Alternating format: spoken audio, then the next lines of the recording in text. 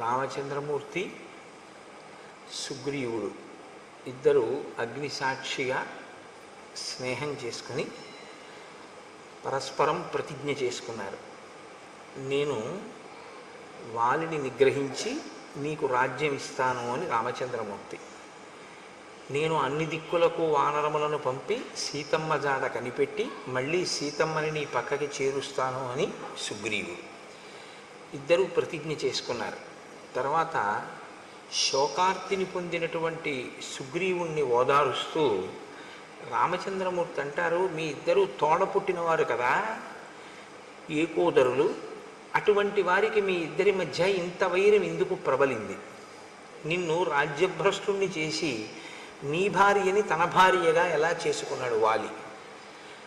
నాకు ఈ విషయాన్ని వివరిస్తే మీ ఇద్దరి మధ్య ఇంత వైరం రావడానికి కారణం నాకు బాగా అర్థమవుతుంది అన్నారు.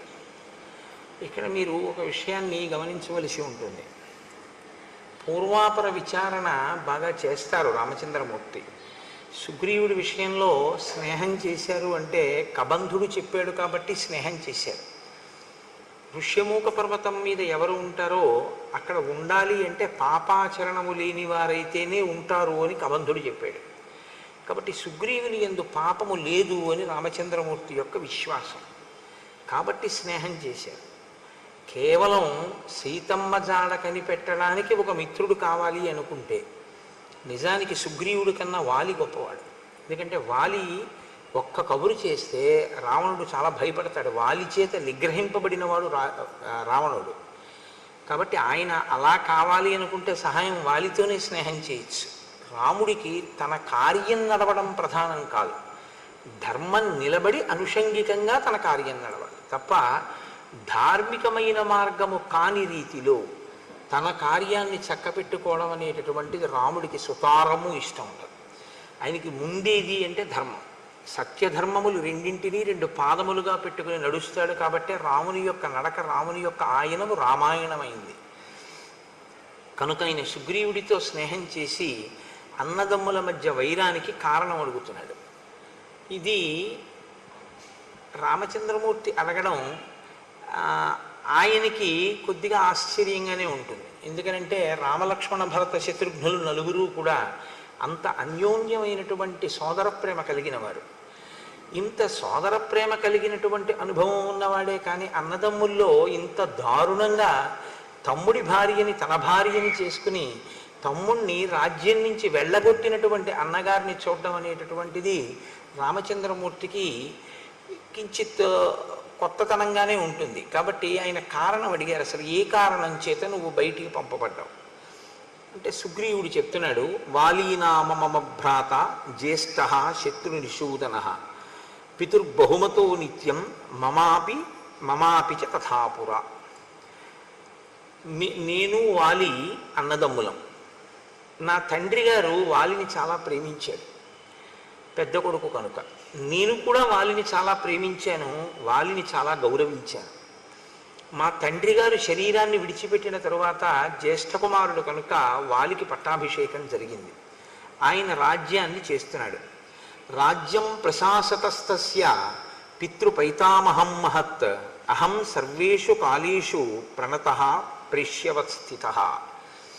వాలి రాజ్యం చేసేటటువంటి సమయంలో తాతలు తండ్రుల దగ్గర నుండి వచ్చినటువంటి రాజ్యాన్ని వాలి పరిపాలన చేసినటువంటి సమయంలో కూడా, అంటే రాజ్యమునందు వాలి ప్రతిష్ఠింపక పూర్వము, రాజ్యమునందు వాలి ప్రతిష్ఠింపబడిన తరువాత కూడా నేను ఆయన్ని ఒక సేవకుడు ఎలా గౌరవిస్తాడో అంత మర్యాదతో అంత గొప్పగా సేవించాను. అంటే నేను ఒక తమ్ముణ్ణి అన్న భావనతో ఎప్పుడు అహంకరించలేదు. నేను ఒక సేవకుడును అన్న భావనతోనే నేను వాలిని అనువర్తించాను. అంత గౌరవంగానూ చూశాను. ఒకానొకప్పుడు మాయావీనామ తేజస్వి పూర్వజో దుందుభేశ్రుత తేన తస్య మహద్వైరం స్త్రీకృతం విశ్రుతం పురా. ఒక స్త్రీ కారణంగా వాలికి మాయావి అనబడేటటువంటి ఒక రాక్షసునికి వైరం వచ్చింది. ఈ మాయావి మయుని యొక్క కుమారులలో పెద్దవాడు. అంటే మీకు వాలి యొక్క శీలం ఎటువంటిది, సుగ్రీవుని యొక్క శీలం ఎటువంటిది? ఒక గీత గీసి మహర్షి మాటల్లోనే చూపిస్తూ ఉంటారు. ఒక స్త్రీ కారణంగా వైరం, అంటే ఒకే స్త్రీని ఇద్దరు కాంక్షించి ఉన్నారు కాబట్టి వాలికి మయుడికి మధ్యలో అభిప్రాయ భేదాలు వచ్చాయి. ఒకానొక రాత్రి వేళ, ఒక అర్ధరాత్రి సమయంలో ఆ మయుడు కిష్కింధా నగరానికి చేరుకున్నాడు. అప్పటికి వాలి నిద్రపోతున్నాడు. ఆయన వచ్చి ఒక పెద్ద సింహనాదం చేశాడు. ఓ వాలి, నువ్వు బయటికి రా, నిన్ను నేను నిర్జిస్తాను, నేను అందుకే వచ్చాను. అంటే వేళాపాళాలైనటువంటి క్రౌర్యం, వేళాపాళాలైనటువంటి ఆగ్రహం. అంటే ఇంకా అతను చేరిందే తడవు కిష్కింధ, వాలిని చంపెయ్యాలన్నంత క్రుద్ధుడై ఉన్నాడు. కాబట్టి ఇప్పుడు ఆయన ఒక పెద్ద కేక వేశాడు. వెంటనే వాలి లేచి, నేను ఏదో మధువు సేవించి ఉన్నాను, రాత్రి వేళ కనుక నిన్ను నిగ్రహించలేని అనుకుంటున్నావేమో, నువ్వు అక్కడే నిలబడు, నేను వస్తున్నాను, నీతో తలపడతానని వాలి కూడా గబగబా బయలుదేరి యుద్ధానికి వెళ్ళాడు. వాలిని అనుగమించి సుగ్రీవుడు కూడా వెళ్ళాడు. ఎందుకనంటే వాలి సుగ్రీవుల యొక్క ప్రేమ, ఈ వైరం రానంతకాలం కూడా రామలక్ష్మణుల మధ్య ప్రేమ ఎలా ఉంటుందో అలాగే ఉంటుంది అని నేను మాట అంటే అంత పెద్ద దోషభూయిష్టమైనటువంటి మాట ఏం కాదది. ఎందుకంటే ఇంచుమించు అంత ప్రేమతోనూ ఉంటారు ఇద్దరు. సుగ్రీవుడు అలా అనువర్తించాడు, వాలి కూడా అంత ప్రేమించినట్లే కనపడుతుంది మనకి. కాబట్టి సతుమే భ్రాతరం దృష్ట్వా మాంచ దూరాదవస్థితం అసురో జాత సంత్రాస ప్రదుద్రావ తతో భృశం.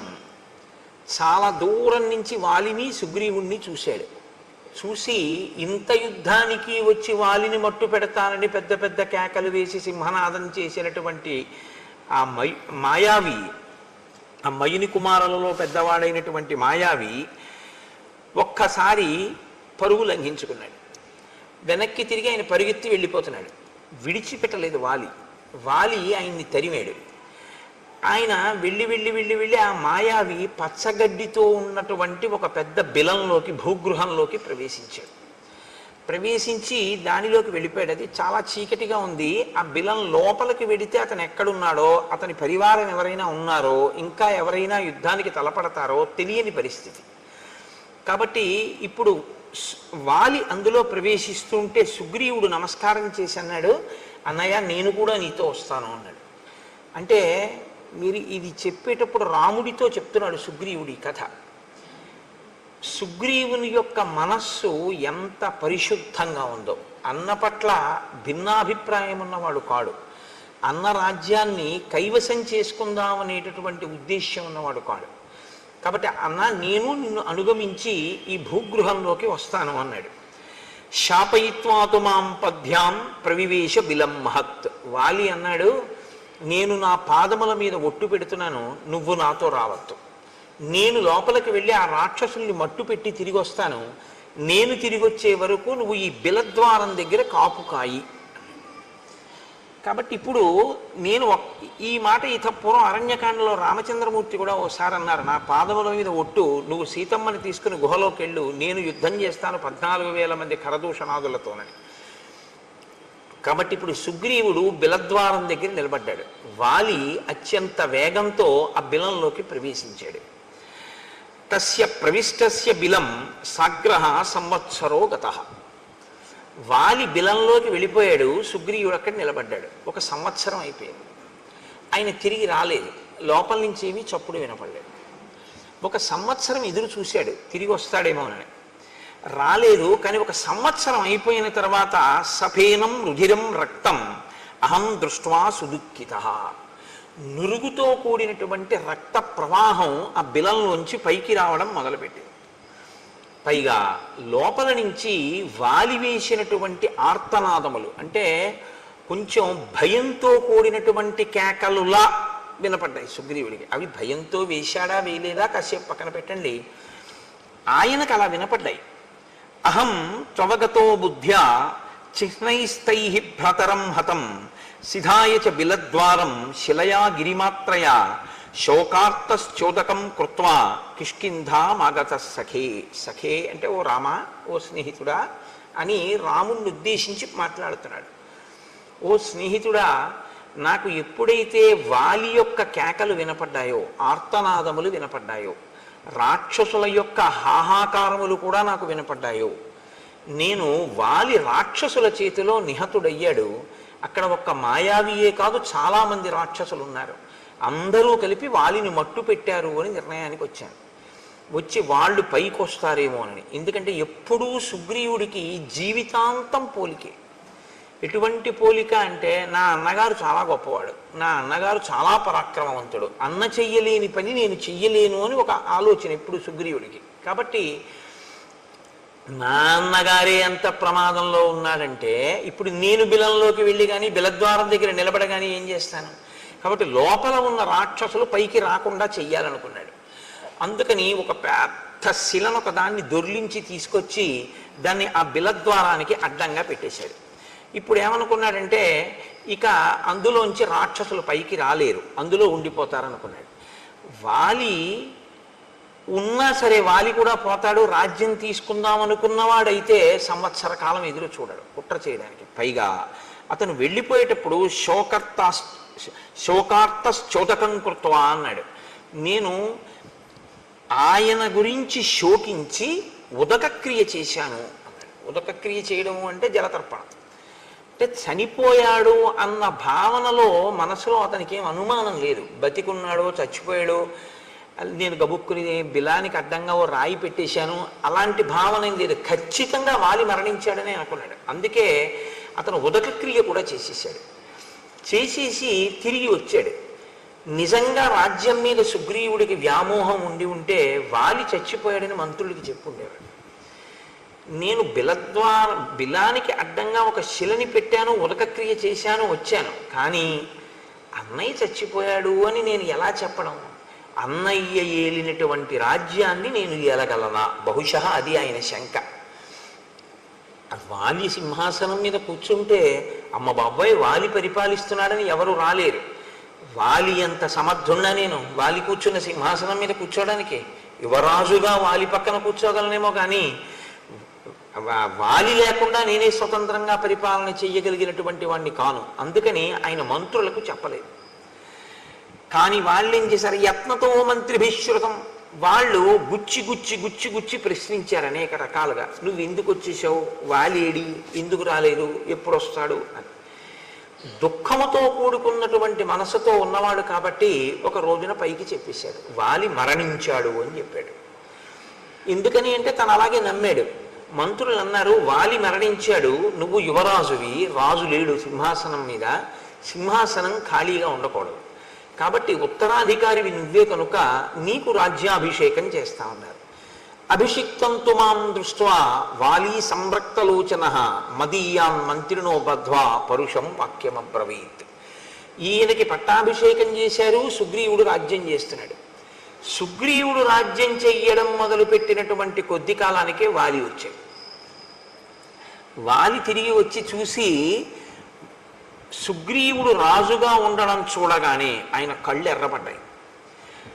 కుట్ర చేసి రాజ్యం పుచ్చుకున్నాడు అన్న భావన ఏర్పడింది. ఆయన సుగ్రీవుడిని అడగలేదు. అసలు సుగ్రీవుడు మాట్లాడడానికి కానీ సుగ్రీవుడు చెప్పడానికి కానీ అవకాశం ఇవ్వలేదు. సుగ్రీవుడు చెప్పింది నమ్మలేదు కూడా. కాబట్టి మదీయాన్ మంత్రినో బద్ధ్వా పరుషం వాక్యమబ్రవీత్. నా మంత్రులందరినీ ఖైదు చేసేసాడు. పైగా నన్ను చాలా పరుషంగా మాట్లాడాడు. ఏం మాట్లాడాడు అన్నది సుగ్రీవుడు చెప్పలేదు. పరుషంగా మాట్లాడాడు అంటే దాన్ని బట్టి మనం ఏమైనా అర్థం చేసుకోవలసి ఉంటుందంటే, నువ్వు రాజ్యకాంక్షతో కావాలని నన్ను చంపడం కోసమే బిలానికి శిల అడ్డుపెట్టి నేను లోపలికి వెళ్ళగానే అడ్డుపెట్టి వచ్చేసావు, వచ్చి రాజు అయ్యావు. సంవత్సరం ఎదురు చూసి వచ్చాడు అన్నదాన్ని వాలి ఊహించలేదు. వెళ్ళగానే బిలానికి శిల అడ్డుపెట్టాడు అనుకున్నాడు. కాబట్టి నిగ్రహేపి సమర్థస్య తం పాపం ప్రతిరాఘవ న ప్రావర్తతమే బుద్ధి భ్రాతుర్గౌరవయంత్రిత. నేనప్పుడు రాజ్యాధికారమునందున్నాను. బలవంతుడా బలహీనుడా కాసేపు పక్కన పెట్టండి. అధికారంలో ఉండడం చాలా గొప్ప బలం. ఎందుచేత అంటే సైన్యం అంతా కూడా సహకరిస్తుంది. రాజ్యాధికారం అటువంటిది. కాబట్టి నేను అధికారంలో ఉన్నాను కాబట్టి నేనే తలుచుకుంటే వాలిని నిగ్రహించగలను. కానీ నేను నిగ్రహించలేదు. హత్వా శత్రుం సమే భ్రాత ప్రవివేశ పురం తదా మానయంస్తం మహాత్మానం యథావచ్చాభ్యవాదయం. నేను అభివాదం చేశాను. మొన్నటి రోజున మీకు నేను మనవి చేశాను, అభివాదము అన్న మాటకు అర్థం ఏమిటో. అభివాదము అంటే నిలబడి చేసేది కాదు, వంగి మోకాళ్ళ మీద రెండు చెవులు పట్టుకుని చేస్తే అభివాదం. కాబట్టి రెండు చెవులు పట్టుకుని నేను అభివాదం చేశాను. అలా అభివాదం చేస్తే గుర్తు ఏమిటంటే ఆశీర్వచనాన్ని అపేక్షించినట్లు. అభివాదం చేసినప్పుడు వెంటనే ఆశీర్వచనం చేస్తారు. కాబట్టి నాకు ఆశీర్వచనం చెయ్యలేదు మా అన్నయ్య. నేను అభివాదం చేసి మా అన్న పక్కన నిలబడ్డాను. ఉక్తాశ్చ నాశిషస్తేన సంతుష్టేన అంతరాత్మన. ఆయన మనసులో తృప్తిని పొందలేదు నేను అలా అభివాదం చేసినా కూడా. ఆయన నాకు ఆశీర్వచనం చెయ్యలేదు. నత్వా పాదావహం తస్య మకుటేనా స్పృశం ప్రభో అపి వాలీవమ క్రోధాత్ న ప్రసాదం చకారసః. నేను నా కిరీటం ఆయన పాదాలకు తగిలేటట్టుగా వంగి ఆయన పాదములకు నా కిరీటాన్ని తగల్చి నమస్కరించాను. నమస్కరించి నేను ఆయనతో ఒక మాట చెప్పాను, అన్నయ్య నేను యథార్థంగా రాజ్యం కోరుకోలేదు, నువ్వు మంత్రులను అడుగు. నేను 1 సంవత్సరం ఎదురు చూశాను నువ్వు వస్తావని. నురుగుతో కూడిన రక్తపు వరద వచ్చింది. నేను నీకే ప్రమాదం జరిగింది అనుకున్నాను. అందుకని 1 సంవత్సరం తర్వాత ఒక బండ అడ్డంగా పెట్టి తిరిగి వచ్చేశాను. నేను మంత్రులకు చెప్పలేదు. వారు నన్ను గుచ్చి గుచ్చి ప్రశ్నించారు. ప్రశ్నించి వాళ్ళు బలవంతంగా నాకు పట్టాభిషేకం చేశారు. అభిషిక్తోన కామేన తన్మేత్వం క్షంతుమర్హసి. నేను కావాలని చేసుకున్న పట్టాభిషేకం కాదు, కానీ నాకు పట్టాభిషేకం జరిగిందన్నమాట వాస్తవం. అన్నయ్య, ఈ జరిగిన పట్టాభిషేకానికి నన్ను క్షమించు, నాకు తెలియదు నువ్వు ఉన్నావని. కాబట్టి ఇప్పుడు ఈ రాజ్యాన్ని నీకు అప్పజెప్పేస్తున్నాను. నువ్వే సింహాసనం మీద కూర్చుని పరిపాలన చేయి. నీ వంటి మహాత్ముడు పరిపాలన చేస్తుంటే నీ మీద ప్రభువుగా కూర్చున్నాడు. ప్రభువుగా కూర్చున్నవాడు అకస్మాత్తుగా మళ్ళీ యువరాజుగా రావడం అనేటటువంటిది ఎవ్వరికీ అంగీకారయోగ్యం కాదు. యువరాజు రాజు తర్వాత ఉండేటటువంటి రాజరికం. ఒకసారి రాచరికం చేసి మళ్ళీ యువరాజుగా కూర్చోవడం అనేటటువంటిది ఒక వ్యక్తి అంగీకరించగలిగినటువంటి విషయం కాదు, అంత తేలిక కాదు అది. కానీ సుగ్రీవుడు దానికి సిద్ధపడ్డాడు. అన్నయ్య, నువ్వే రాజ్యమేలు, నేను నీకు తోడుగా ఉంటాను. నేను పూర్వం ఎలా నిన్ను సేవించానో అలాగే ఒక సేవకుడిగా మసులుకుంటాను. నేను యువరాజుగానే ఉంటాను అని అభ్యర్థించాను. కానీ వాలి సభని ఏర్పాటు చేసి మంత్రుల్ని పౌరుల్ని అందరినీ పిలిచాడు.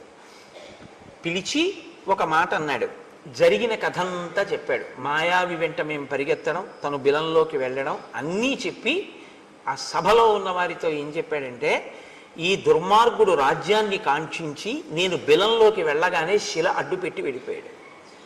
నేను తీరా మాయావిని వెతుక్కుంటూ లోపలికి వెళ్ళినటువంటి 1 సంవత్సరం తర్వాత నాకు ఆ మాయావి కనపడ్డాడంటే అది ఎంత పెద్ద బిలమో. ఆయనతో పాటు అక్కడ చాలామంది రాక్షసులు ఉన్నారు. నేను ఈ రాక్షసులందరినీ పరిమార్చాను. గుహ నెత్తుటితో నిండిపోయింది. నెత్తుటితో నిండిపోతే నేను ఆ గుహ నుంచి బయటపడవలసి వచ్చింది. తీరా నేను లోపల నుంచి సుగ్రీవా సుగ్రీవా సుగ్రీవా అని ఎంత అరిచినా నాకు జవాబు రాలేదు. నేను బయటికి వెడదామని వస్తే శిల అడ్డు పెట్టేసింది. నేను నా పాదములతో అనేక పర్యాయములు ఆ శిలని తన్నాను. తంటే ఆ శిల బద్దలైంది. బద్దలైన తర్వాత నేను బయటికి రాగలిగాను. ఈ క్రూరాత్ముడు ఇంత దుశ్చర్య చేసి నువ్విక్కడ ఉండు అని చెప్తే ఉండడం మానేసి శిలని అడ్డుపెట్టి ఇక్కడికొచ్చి రాజ్యాన్ని తీసుకున్నాడు. కాబట్టి వీడు నా పట్ల క్రూరంగా వ్యవహరించాడు, కాబట్టి నేను వీడిని చంపేస్తానన్నాడు అని నా భార్య రుమని తన భార్యగా స్వీకరించాడు. ఇక్కడ మీరు ఒక విషయాన్ని గమనించవలసి ఉంటుంది. తార అని ఒక ఆవిడ ఉంది, వాలి భార్య. వాలి భార్య తార, సుగ్రీవుడి భార్య రుమ. వాలి తారతో కలిసి రాజ్యం వెళుతుండేవాడు. వాలి మరణించాడు అని తెలిసిన తర్వాత, అంటే వాలి మరణించాడు అనుకున్న తర్వాత ఆమె సుగ్రీవుడికి భార్య అయింది తార. వాలి వచ్చేంత వరకు సుగ్రీవుడి భార్యగానే ఉంది తార. సుగ్రీవుణ్ణి తరిమేశారు. తరిమేశాక ఆవిడ మళ్ళీ వాలి భార్య అయింది. మళ్ళీ తర్వాత సుగ్రీవుడు వాలిని చంపేశాడు. ఆమె మళ్ళీ సుగ్రీవుడికి భార్య అయింది. మరి అప్పుడు సుగ్రీవుడి యందు మాత్రం దోషం లేదా? మరి అప్పుడు రాముడు ఎలా ఊరుకున్నాడు? చంపిన తరువాత వాలిని వాలి భార్య తారని సుగ్రీవుడు చేపడితే అది కూడా దోషమేగా, వదిన గారిని స్వీకరించడం తల్లితో సమానం కదా. మరి అప్పుడు సుగ్రీవుణ్ణి కూడా చంపేయాలిగా, మరి ఎందుకు చంపలేదు?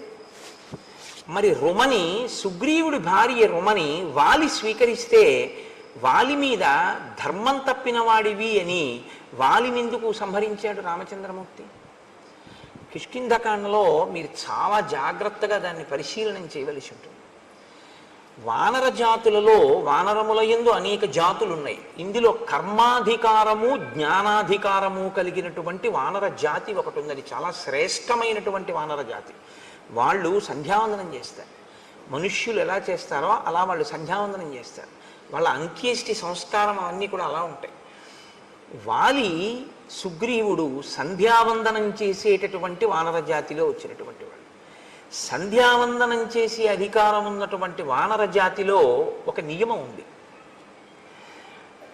అన్న వదిన, తమ్ముడు మరదలు, రెండు జంటలు ఉండగా ఏ కారణం చేతనైనా అన్నగారు కానీ తమ్ముడు కానీ మరణిస్తే, మరదలు కానీ వదిన గారు కానీ మిగిలినటువంటి వారిని, అంటే ఒక ఉదాహరణ చెప్పాలి అంటే అన్నగారు మరణించాడు అనుకోండి, ఇప్పుడు ఆ వదిన గారు తనంత తాను కోరుకుంటే తమ్ముడికి భార్య అవ్వచ్చు. అలాగే తమ్ముడు మరణించాడు అనుకోండి, తమ్ముడి భార్య కోరుకుంటే అన్నగారికి భార్య కావచ్చు. అది వాళ్ళ ధర్మం, వాళ్ళ నియమం. అది మీరు మన నియమాలని తీసుకెళ్ళి అక్కడ పెట్టకండి. వాళ్ళ నియమం అలా ఉంది, అది వాళ్ళకి ధర్మబద్ధం. కాబట్టి వాలి భార్యగా తార ఉన్నంతకాలం సుగ్రీవుడు ఎప్పుడూ స్వీకరించలేదు. వాలి మరణించాడు అని పరిపూర్ణంగా నమ్మాడని గుర్తేమిటంటే పట్టాభిషేకం చేసుకుని తారని కూడా తీసుకున్నాడు. ఆవిడ అంగీకరించింది సుగ్రీవుడు భార్యగా ఉండడానికి, కాబట్టి స్వీకరించాడు. ఇప్పుడు తప్పు లేదు.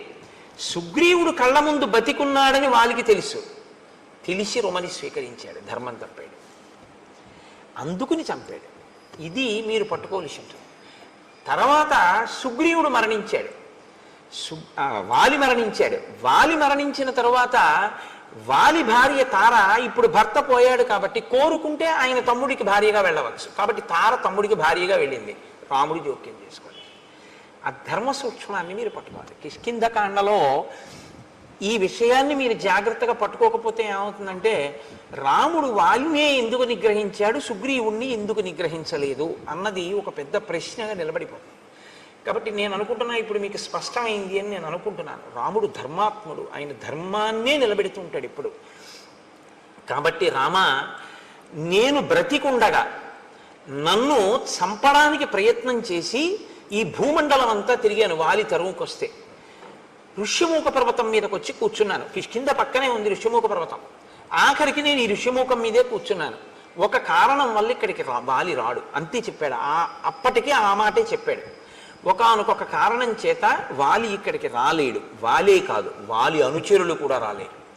అందుకని నేను ఇక్కడ ఉన్నాను, కానీ ప్రాణాలు అరచేత పెట్టుకుని ఉన్నాను. ఎందుకంటే నన్ను చంపాలి అని కృతకృత్యుడై ఉన్నాడు. ఎలాగైనా తమ్ముడిని చంపేస్తానంటున్నాడు. అందుకని ఏ క్షణంలో ఎవరిని పంపి నన్ను చంపుతాడోనని భయపడడం వల్లే మీ ఇద్దరిని చూసినప్పుడు కూడా వాలే పంపాడు అని నేను అంత భయపడ్డాను. నేను బ్రతికుండగా నా భార్య రుమని తన భార్యగా వాలి అనుభవిస్తున్నాడు. ఇది వాలి చేసినటువంటి ద్రోహం. అందుకని వాలిని సంహరించి నాకు రాజ్యాన్ని భార్యని ఇప్పించవలసింది అని నిన్ను ప్రార్థిస్తున్నాను అన్నాడు. ఇప్పుడు వెంటనే రామచంద్రమూర్తి అన్నారు, యావత్తం నాభిపశ్యామి తవ భార్యాపహారిణం తావత్ సజీవేత్ పాపాత్మ వాలి చారిత్ర దోషక. ఆయన తీర్పు చెప్తారు. చారిత్ర దోషక, నడవడి లేనివాడు. ధర్మం తెలియదా? తెలుసు, అలా చేపట్టకూడదు రుమనని తెలుసు, చేపట్టాడు. ఎలా చేపట్టాడు? తమ్ముడు బతికుండగా చేపట్టాడు, కాబట్టి ధర్మం తప్పాడు. ధర్మం తప్పినటువంటి ఆ వాలిని ఇక నేను బతకనివ్వను. నా కంటికి వాలి ఎంతకాలము కనపడడో అంతకాలమే బ్రతికుంటాడు. నా కంటికి వాలి కనపడిన ఉత్తర క్షణంలో వాలి మరణిస్తాడు. కాబట్టి నువ్వు ఇవ్వాలే, ఇప్పుడే బయలుదేరి కిష్కింధకి యుద్ధానికి పిలు. బయటికి వస్తాడు, నేను వాలిని చంపేస్తాను. సరే, బయలుదేరారు. ఆ వాలి, ఆ సుగ్రీవుడు రామచంద్రమూర్తితో మీ పరాక్రమం మీద నాకు ఎటువంటి అనుమానం లేదు, మీరు ఇంద్రుడితో తుల్యమైన వారు, మీరు వాలిని నిగ్రహించగలరు, వాలినేమి 3 లోకములనే నిగ్రహించగలరు, అంతటి పరాక్రమ సంపన్నులు. అటువంటి మీతో నాకు మైత్రి ఏర్పడడం చాలా గొప్ప విషయం, చాలా సంతోషించవలసిన విషయం. రాజ్యభ్రష్టుడైన ఒక వానరుణ్ణి నేను, అటువంటి వానరుడితో మీరు స్నేహం చేశారు. పైకి అంటూ ఉంటాడు ఈ మాటలు, కానీ సుగ్రీవుడి మనసులో ఉన్న భావనలన్నీ వేరు ఈ సందర్భంలో. ఎందుకో తెలుసా అండి, ఆయన ఎప్పుడైనా సరే లక్ష్మణుడిని అసలు కూర్చోమని చెప్పడం. ఆయన ఎప్పుడైనా కూర్చోమంటే రాముణ్ణే కూర్చోమంటాడు. రాముణ్ణి కూడా ఎలా కూర్చోమంటాడంటే, ఒక కొమ్మ విరిచి వేసి 2 పర్యాయాలు చేశాడు అలాగా. ఒక కొమ్మ విరిచి వేసి దాని మీద తను కూర్చుని రాముణ్ణి కూర్చోమంటాడు. ఒకసారి అయితే ఏమైందంటే, రామలక్ష్మణులు ఇద్దరు నిలబడ్డారు, తను కూర్చుని మాట్లాడాడు.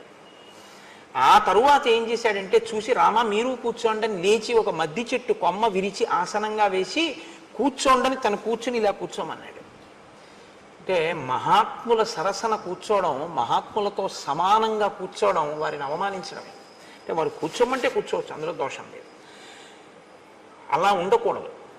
మనం ఆ గమనించగలిగినటువంటి స్థితిని చూడాలి. ఇది సుగ్రీవుడికి తెలియదా? రాముడు మహాత్ముడని తెలియదండి, తెలియకపోవడం వల్ల అలా ప్రవర్తించాడు అని మీరు అన్నారు అనుకోండి. లేకపోతే మహాత్ములతో అలా ప్రవర్తించకూడదని సుగ్రీవుడికి తెలియదండి అని మీరు అన్నారనుకోండి. మహాత్ములతో అలా ప్రవర్తించకూడదన్న విషయం సుగ్రీవుడికి తెలుసు అనడానికి మహర్షి ఒక సాక్ష్యాన్ని చూపిస్తాడు. నేను మీకు ఎదర వచ్చినప్పుడు చూపిస్తాను. అంటే తెలిసి అలా ప్రవర్తించాడు. ప్రవర్తించి మీ అంతటి వారు నాతో స్నేహం చేస్తున్నారు, ఇంకింతకన్నా ఏం కావాలంటాడు. కానీ మనసులో అనుమానపడుతుంటాడు.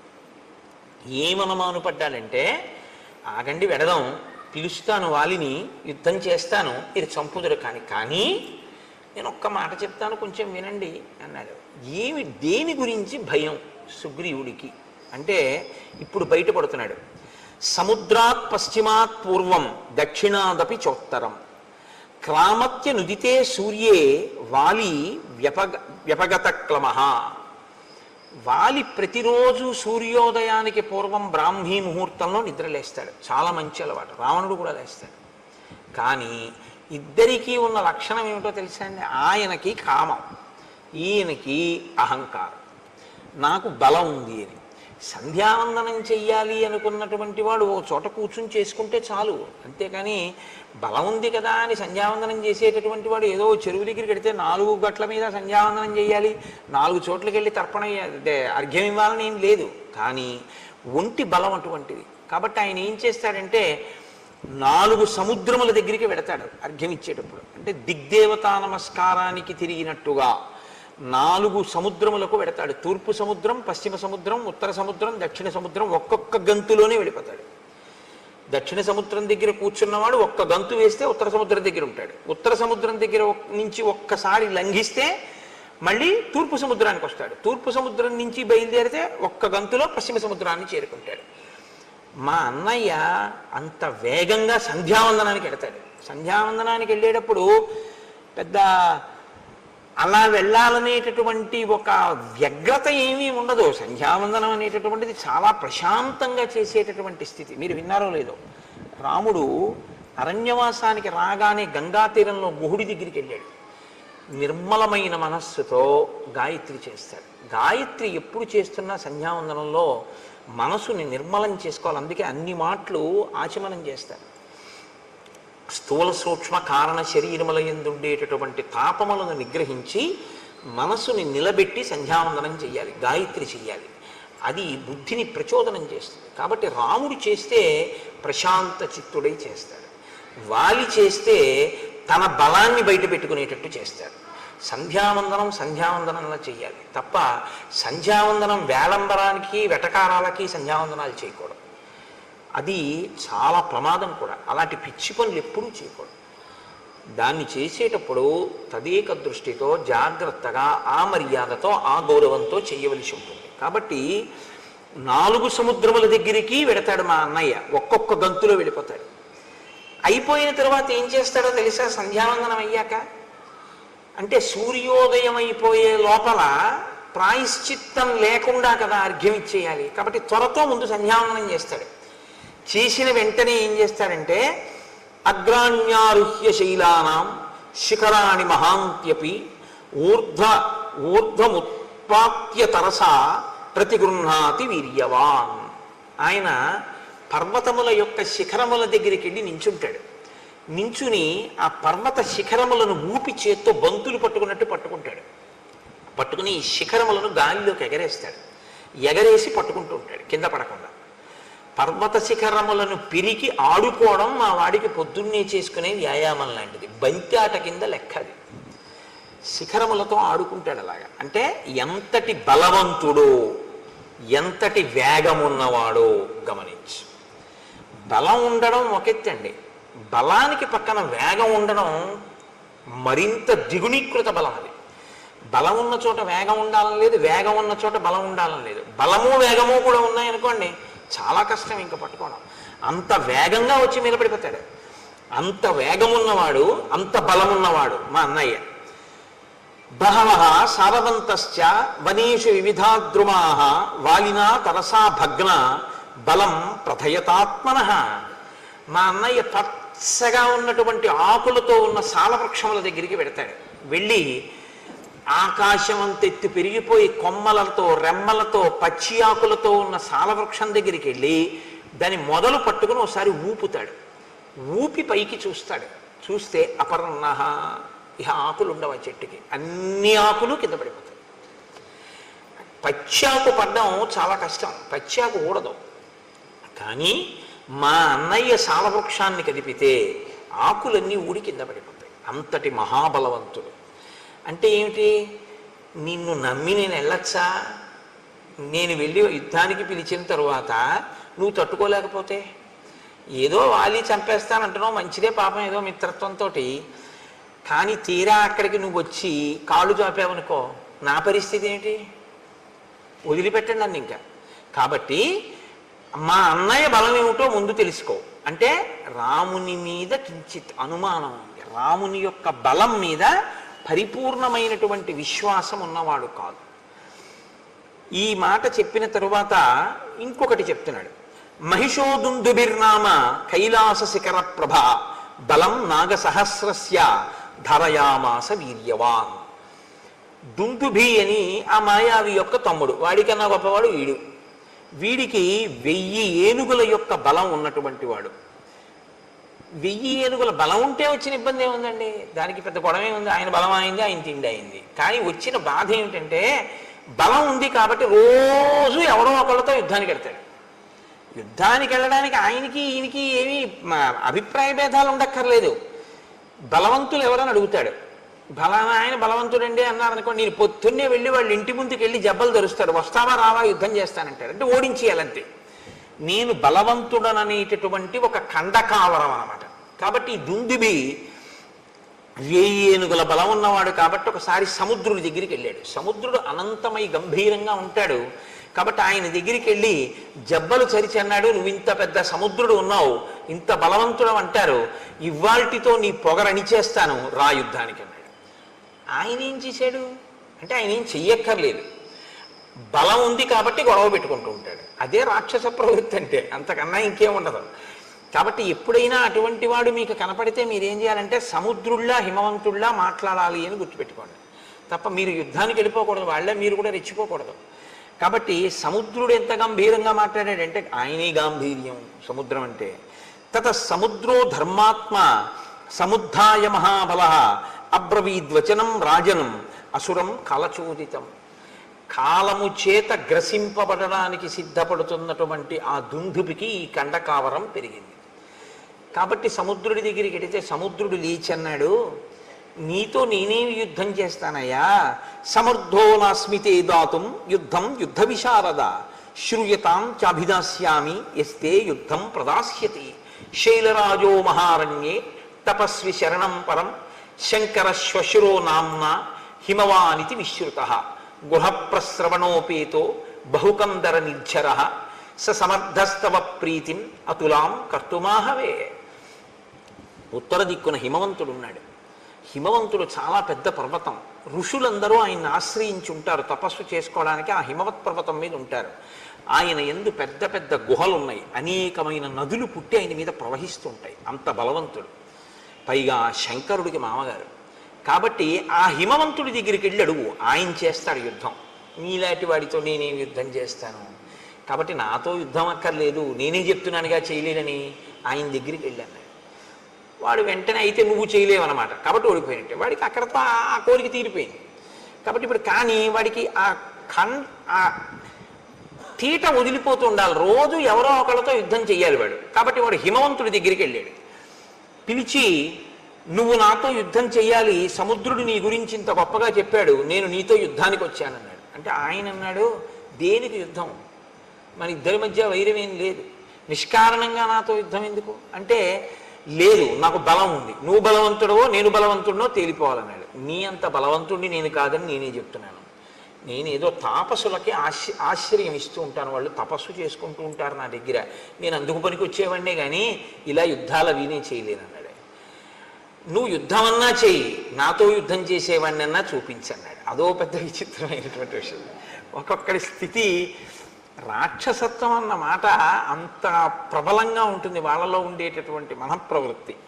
అంటే ఆయన అన్నాడు, వాలీనామ మహాప్రాజ్ఞ శక్రతుల్య పరాక్రమ అధ్యాస్తే వానర శ్రీమాన్ కిష్కింధాం అతుల ప్రభాం స సమర్థో మహాప్రాజ్ఞ తవ యుద్ధ విశారద ద్వంద్వయుద్ధం మహద్దాతుం నముచేరివ వాసవ. నముచికి ఇంద్రుడికి యుద్ధం జరిగితే ఎలా ఉంటుందో అలా ఉంటుంది నువ్వు వాలితో యుద్ధం చేస్తే. కిష్కింధా రాజ్యాన్ని పరిపాలన చేస్తున్నాడు, మహాబలవంతుడు, నీకు తగినవాడు, ఆయనతో యుద్ధం చేయి, మీ ఇద్దరికీ సరిపోతుంది, బాగుంటుంది, నేను నాతో ఎందుకు, అక్కడికి వెళ్ళన్నాడు. అంటే మళ్ళీ ఒక్క గంతులో అక్కడి నుంచి ఇక్కడికి వచ్చాడు. కానీ పాపం అప్పటికే తిరిగాడు కదండి. మరి ఓసారి సముద్రుడి దగ్గరికి వెళ్ళాడు, ఓసారి హిమవంతుడి దగ్గరికి వెళ్ళాడు. దేనికి? ఓ పుణ్యమా పురుషార్థమా? గొడవ తెచ్చుకోవడానికి వెళ్ళాడు. గొడవ పెట్టుకోలేదు వాళ్ళు గొడవ పెట్టుకోలేదన్న కక్ష కడుపులో ఉండిపోయింది. వాళ్ళు గొడవ పెట్టుకోలేదు, ఇవాళ నాకు యుద్ధం చేయడానికి ఒక్కడ దొరకలేదు, సూర్యాస్తమయం అయిపోయింది. వాడికి ఎంత బాధో చూడండి. ఏదో ఇవాళ నేను అయ్యో ఒక్క గుడికి వెళ్ళలేదు, ఒక్క గోపురానికి వెళ్ళలేదు, రామాయణంలో ఒక్క శ్లోకం చదవలేదు, ఒక్కసారి రామనామం రాయలేదు, రామరామ అనలేదు, ఇవాళంతా ఏమిటో ఇలా గడిచిపోయింది అని భక్తుడు విసుక్కున్నట్లు వాడికి చాలా కోపం వచ్చింది. సూర్యాస్తమయం అయిపోయింది, ఒక్కడు గొడవకు వచ్చిన వాడు లేడు, ఒక్కడితో యుద్ధం దొరకలేదు, చీకటి పడిపోయింది. వీడు వస్తాడో రాడో, పడుకున్నాడో ఏమో. కాబట్టి ఇప్పుడు రెచ్చగొట్టడానికి కిష్కింధ వెళ్ళాడు. అప్పటికే బాగా చీకటి పడిపోయింది, ఊరుకోవచ్చు, కానీ రేపొద్దున మళ్ళీ ఎక్కడికైనా వెళ్ళిపోతానంటాడేమో అని కంగారు, యుద్ధానికి ముందే సిద్ధం చేసేసుకుంటే పోతుందని. అంటే ఎంత వెర్రిగా ఉంటారో చూడండి ఒక్కొక్కళ్ళ మనస్తత్వం. మీరు ఇవి చూసి రామాయణం చూసి అలా ఉంటారనుకోకండి. నేను పేర్లు చెప్తే బాగుండదు, పేపర్లలో చదవట్లా మీరు, ఎంతమందో ఇలాంటి వాళ్ళు. కాబట్టి అయిన దానికి కాని దానికి జబ్బలు చదవడం, రా నాతో అంటూ ఉండడం, ఎంత రాక్షసత్వంతో ఉంటారు. కిమర్థం నగరద్వారం ఇదం రుద్ధ్వా వినర్దసి దుందుబే విదితో మేసి రక్ష ప్రాణాన్ మహాబల. వాలి ఈ దుందుబి చేసినటువంటి హడావిడి విన్నాడు. ఆయన వచ్చినవాడు ఊరుకున్నాడా? ఒక మహిష రూపంలో వచ్చాడు. వచ్చి ఒక పెద్ద మహానాదం ఒకటి చేశాడు. ఆ కిష్కింధంతా చెట్లు ఉన్నాయి, ఆ చెట్లన్నీ విరగ్గొట్టేస్తున్నాడు.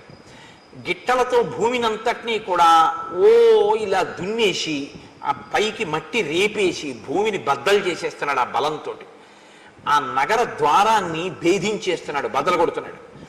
బద్దలు కొడుతుంటే వాలి నిద్ర లేచన్నాడు, ఎందుకురా, ఎవడరా అల్లరి చేస్తున్నవాడు, ఏమిట్రా అంత కంగారు వాడికి, ఎందుకు అలా ఆ నగర ద్వారాన్ని బద్దలు కొడుతున్నాడు అన్నాడు. అంతే ఆయన అడిగింది, నాకు నీతో యుద్ధం కావాలి, ఇప్పుడు చేస్తావా రేపు చేస్తావా అని అడిగితే అయిపోతుంది పోనీ. కానీ వీడన్నాడు, అంటే రాక్షసత్వం అంటే మాటలు ఎలా ఉంటాయో చూడండి, అకారణంగా. నత్తం స్త్రీ సన్నిధౌ వీర వచనం వక్తుమర్హసి మమ యుద్ధం ప్రయచ్ఛాత్య తతో జ్ఞాస్యామి తే బలం. ఆడాళ్ళ దగ్గర కూర్చొని అరవడం కాదు.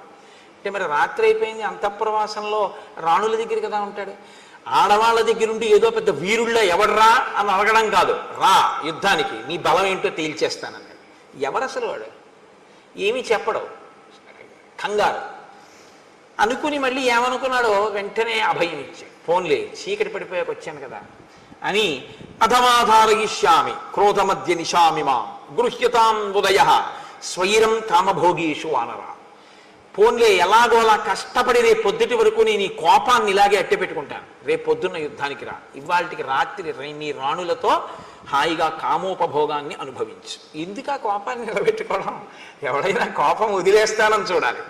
ఆయన అంటాడు చాలా కష్టం మీద రేపు పొద్దుటి వరకు కోపాన్ని నిలబెట్టుకుంటానంటాడు.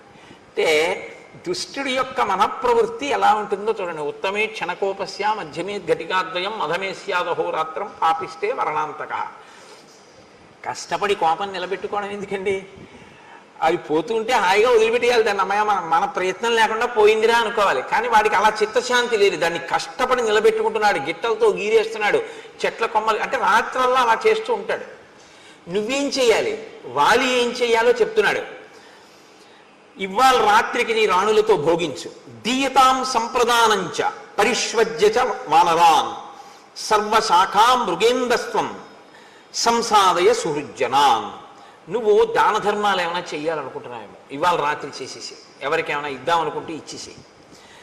పరిష్వజ్య చ వానరాన్, ఎవరైనా నీకు ముఖ్యమైనటువంటి వానరుల్ని చూడాలంటే వాళ్ళని పిలిపించి కౌగిలించేసుకోసారి.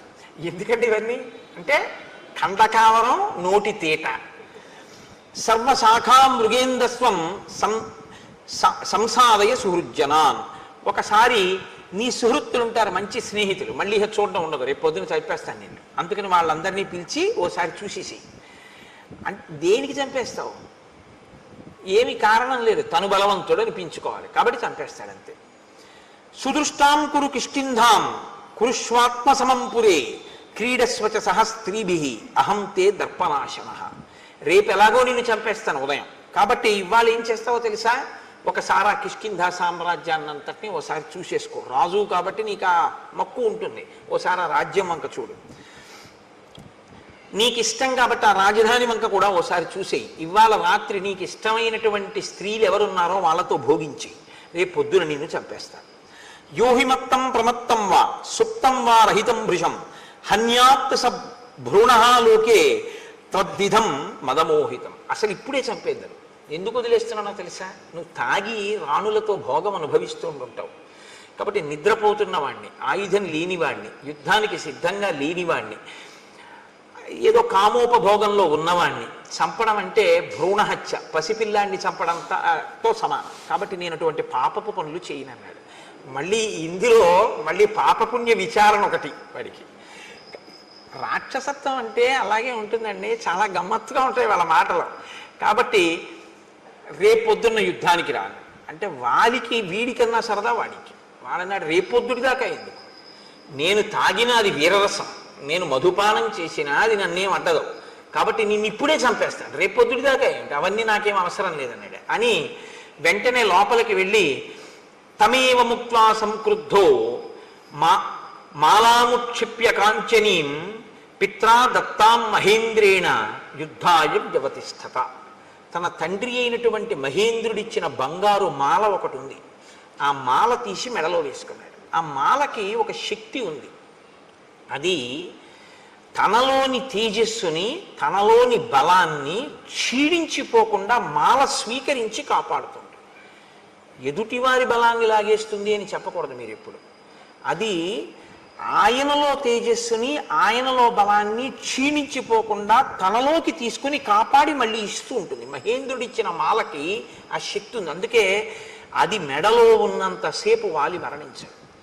వాలి మరణించాలి అంటే అది మెడలోంచి తీసేయాలి, అది మెడలోంచి తీస్తేనే మరణిస్తాడు. కాబట్టి ఇప్పుడు ఆ హారాన్ని మెడలో వేసుకున్నాడు. వేసుకుని వెళ్ళి ఆ రెండు కొమ్ములు పట్టుకుని ఎవడరా దుందుభి నువ్వేనా అన్నాడు. అవును నేనే అన్నాడు. రేపు పొద్దుడు దాకా ఎందుకు ఇప్పుడు రా అని రెండు కొమ్ములు పట్టుకుని విరిచేశాడు. ఇంత అల్లరి చేసిన వాడు ఏమీ లేదు. 4 పిడిగుద్దులు గుద్దాడు, ముక్కులోంచి చెవుల్లోంచి నోట్లోంచి నెత్తురు కక్కుని ఢామ్మని చచ్చిపోయాడు. ఎందుకు ఇంత అల్లరి అంటే ఎందుకు ఎక్కడో హాయిగా పడుకోక ఈశ్వరుడు ఇచ్చిన బలంతో ఎందుకు వచ్చిన గొడవ, ఎందుకు వెళ్ళినట్టు, ఎందుకు యుద్ధం చేసినట్టు, ఎందుకు చచ్చిపోయినట్టు అంటే ఒక్కటే చెప్పవలసి ఉంటుంది, ఖండకావరము. కాబట్టి తం తోలయిత్వా బాహుభ్యాం గతసత్వం అచేతనం చిక్షేప బలవాన్ వాలి వేగే నైకేన యోజనం. అదిగో అప్పుడు మా అన్న వాలి ఏం చేశాడో తెలుసా? ఆ చనిపోయినటువంటి దుందుభిని కోపంతో వాడు కొనప్రాణంతో ఉండగా రెండు చేతులతో పైకెత్తి గిర్ర గిర్ర గిర్ర గిర్ర తిప్పి విసిరిశాడు. పర్వతం అంత శరీరం ఉన్నవాడు దుందుబి. ఆ శరీరాన్ని విసిరితే అది యోజనం దూరం వెళ్ళి పడింది రామ. ఇదిగో ఆ పడిపోయిన శరీరమే ఇప్పుడు అస్థిపంజరం అయిపోయింది, ఎండిపోయి అది ఇలా అయిపోయింది. ఆ విసిరినప్పుడు నవరంధ్రములలోంచి నెత్తురు కారుతోందేమో దుందుబి శరీరంలోంచి. తస్య వేగ ప్రవిద్ధస్య వక్త్రాక్షతజ బిందవ ప్రపేతుర్మారుతో క్షిప్త మతంగస్యాశ్రమం ప్రతి. ఆ గాలిలో వచ్చేస్తున్నటువంటి ఆ దుందుబి యొక్క శరీరంలోంచి కారుతున్న నెత్తురు మతంగ మహర్షి యొక్క ఆశ్రమంలో పడింది, ఆశ్రమ ప్రాంగణంలో పడింది. ఆయన బయటికి వచ్చారు. ఏమిట్రా పెద్ద చప్పుడైంది ఏదో పడిపోయినట్టు అని బయటికి వచ్చారు. బయటికి వస్తే నెత్తురు పడిపోయింది అదంతా. ఆయన వెంటనే ఒకసారి అంతర్ముఖులై చూశారు, ఎందుకు పడింది ఇంత రక్తం అని. దుందుబి శరీరాన్ని వాలి విసిరాడు అని గ్రహించారు. ఆయన అన్నారు, వనమ్మత్ సంశ్రయం ఏన దూషితం రుధరస్రవై సంభగ్నా పాదపాశ్చేమే క్షిపతే హాసురీం తను. నేను ప్రాణప్రదంగా పెంచుకుంటున్నటువంటి చెట్లతో కూడినటువంటి ఈ ఆశ్రమం నేను నివసించేటటువంటి ప్రదేశం. దీన్ని కలుషితం చేశాడు వాలి. ఆ నెత్తుటి ధారలు ఇక్కడ పడేటట్టుగా విసిరాడు దుందుబి కళేవరాన్ని. కాబట్టి ఎవడైతే ఈ శరీరాన్ని ఇలా విసిరాడో వాడు ఈ ఆశ్రమంలోకి అడుగు పెడితే వెంటనే మరణిస్తాడు అని ఊరుకోలేదు ఆయన. సమంతాద్యోజనం పూర్ణం ఆశ్రమం మమకం యది ఆగమిష్యతి దుర్బుద్ధి వ్యక్తం సన భవిష్యతి. నేను ఎంతో కష్టపడి ఈ వనాన్నంతటినీ పెంచి పెద్ద చేసి కందమూలములు తింటూ ఉంటాను. నా బిడ్డల్లాంటివి ఈ చెట్లన్నీ. ఇటువంటి చెట్లన్నీ పాడైపోయేటట్టుగా విసిరాడు ఆ దుందుబి శరీరాన్ని. మరి పర్వతం అంత శరీరం పడిపోతే చెట్లు పాడవండి. కాబట్టి ఈ ఆశ్రమంలోకే కాదు, ఆశ్రమానికి ఒక యోజనం దూరంలో ఎప్పుడైనా వాలి లోపలికి వస్తే వెంటనే వాలి మరణిస్తాడు అని ఆయన అన్నాడు. వాలి ఈ కోపాన్ని పెట్టుకుని తన వాళ్ళని పంపించి పాడు చేస్తుంటాడేమో అని. దివసస్యాస్య మర్యాద యంద్రష్టాశోస్మి వానరం బహువర్ష సహస్రాణి సవై శైలో భవిష్యతి. వాలికి సంబంధించినటువంటి వాళ్ళు, వాలి సైన్యంలో ఉన్నవాళ్ళు కానీ వాలి పరివారంలో ఉన్నవాళ్ళు కానీ ఎవరైనా ఒక్కరోజు సమయం ఇస్తున్నారు. ఇప్పటికిప్పుడు వెళ్ళిపోమంటే వెళ్ళిపోరు. కాబట్టి 24 గంటలలో వాళ్ళు ఇక్కడ ఉన్నటువంటి ఈ ఋష్యమూక పర్వత శిఖరములన్నిటి నుంచి ఖాళీ చేసి వెళ్ళిపోవాలి. అలా కానీ వెళ్ళకపోతే, వాళ్ళు ఈ ఋష్యమూక పర్వతాల మీద ఉంటే, నేను తిరుగుతున్నప్పుడు వాళ్ళు నా కంట పడగానే వాళ్ళు కొన్ని సంవత్సరముల పాటు శిలలైపోతారు అన్నాడు. అనేటప్పటికీ వాలికి సంబంధించినటువంటి వానరుల పర్వతం అంతా ఖాళీ చేసి కిష్కిందకి వెళ్ళిపోయారు. అంతమంది వానరులు ఋషిమూక పర్వతం నుంచి వస్తే చూసి వాలి అన్నాడు, మీ అందరు ఎందుకు వచ్చారన్నాడు. మహర్షి శపించారన్నాడు. ఆయన పరుగెత్తుకుంటూ వెళ్ళి మతంగ మహర్షి యొక్క కాళ్ళ మీద పడ్డాడు. పడితే మతంగ మహర్షి క్షమించలేదు. అలా కుదరదు, నీకు ఈ శాపం ఉంటుంది అని చెప్పి ఆయన లోపలికి వెళ్ళిపోయారు. కాబట్టి మా అన్నకి భయం. కాబట్టి మా అన్న ఎప్పుడూ ఈ దరిదాపులకు రాడు. అందుకని నేను ఈ ఋష్యమూక పర్వతం మీద మతంగ మహర్షి యొక్క ఆశ్రమం చుట్టూ ఉన్నటువంటి ప్రాంతంలో ఇక్కడ బ్రతుకుతున్నాను. కాబట్టి రామ, ప్రాణములు గుప్పెట్లో పెట్టుకుని ఉన్నాను. ఇది దుందుబి యొక్క కళేవరం అని ఇప్పుడు రాముణ్ణి ఇంకొంచెం దూరం తీసుకెళ్ళాడు. తీసుకెళ్ళి ఇమే చ విపులాహ సాలాహ సప్త శాఖావలంబిన ఎత్రైకం ఘటతే వాలి నిష్పత్రయితు మోజస. ఇవిగో ఇవే 7 సాల వృక్షాలు వరుసగా ఉన్నాయి చూసావా, ఇవి 7. ఇవే ఉదయం సంధ్యావందనం చేసుకున్న తర్వాత మా అన్నయ్య వచ్చి దీన్ని కదిపేవాడు.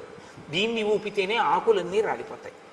రామ, మా అన్నయ్య ఇంత బలవంతుడు, ఇంత వేగం ఉన్నవాడు, నేను చెప్పవలసింది చెప్పాను, నీకు నమ్మకం ఉందా వాళ్ళని చంపగలనని అని అడిగాడు.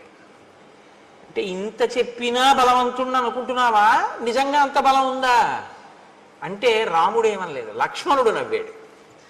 ఆయన అన్నాడు, తథాబ్రమాణం సుగ్రీవం ప్రహసన్ లక్ష్మణోబ్రవీత్ కస్మిన్ కర్మణి నిర్వృత్తే శ్రద్ధద్యా వలినోవధం. ఏమి నీకు అనుమానమా, మా అన్నయ్య చంపగలడు వాలిని. వాలికి ఎంత వేగం ఉందో అంతకన్నా వేగం మా అన్నయ్య బాణానికి ఉంది. నీకు అనుమానమా? నేను చెప్తున్నాను మా అన్నయ్య చంపగలడని. అనుమానం ఉంటే ఏం చేస్తే నమ్ముతావు చెప్పు అన్నాడు. ఇప్పుడు ఏమనాలి నిజంగా నమ్మకం ఉంటే? లక్ష్మణుడు ఈ మాట అన్న తర్వాత సరే అయితే రామ నేను యుద్ధానికి ఎడతాననాలి. కానీ ఆయన అలా అనలేదు. సుగ్రీవుడు అన్నాడు, నువ్వు ఒక్క బాణంతో ఒక సాలవృక్షాన్ని కొడితే నేను నమ్ముతాను. ఒక బాణంతోటే కొట్టాలి, ఒక్కసారి విడిచిపెట్టాలి. ఆ బాణం ఒక సాలవృక్షాన్ని కానీ కొట్టగలిగితే నువ్వు మా అన్నయ్యని కొట్టగలవు అని నేను నమ్ముతాను. ఎందుకంటే ఒక సాలవృక్షాన్ని కలిగితే ఆకులు రాలేవి కాబట్టి వాలికి. రెండు, ఈ దుందువి అస్థిపంజరం ఉంది చూసావా, దాన్ని మా అన్నయ్య ఎత్తి 2 చేతులతో యోజనం దూరం విసిరాడు.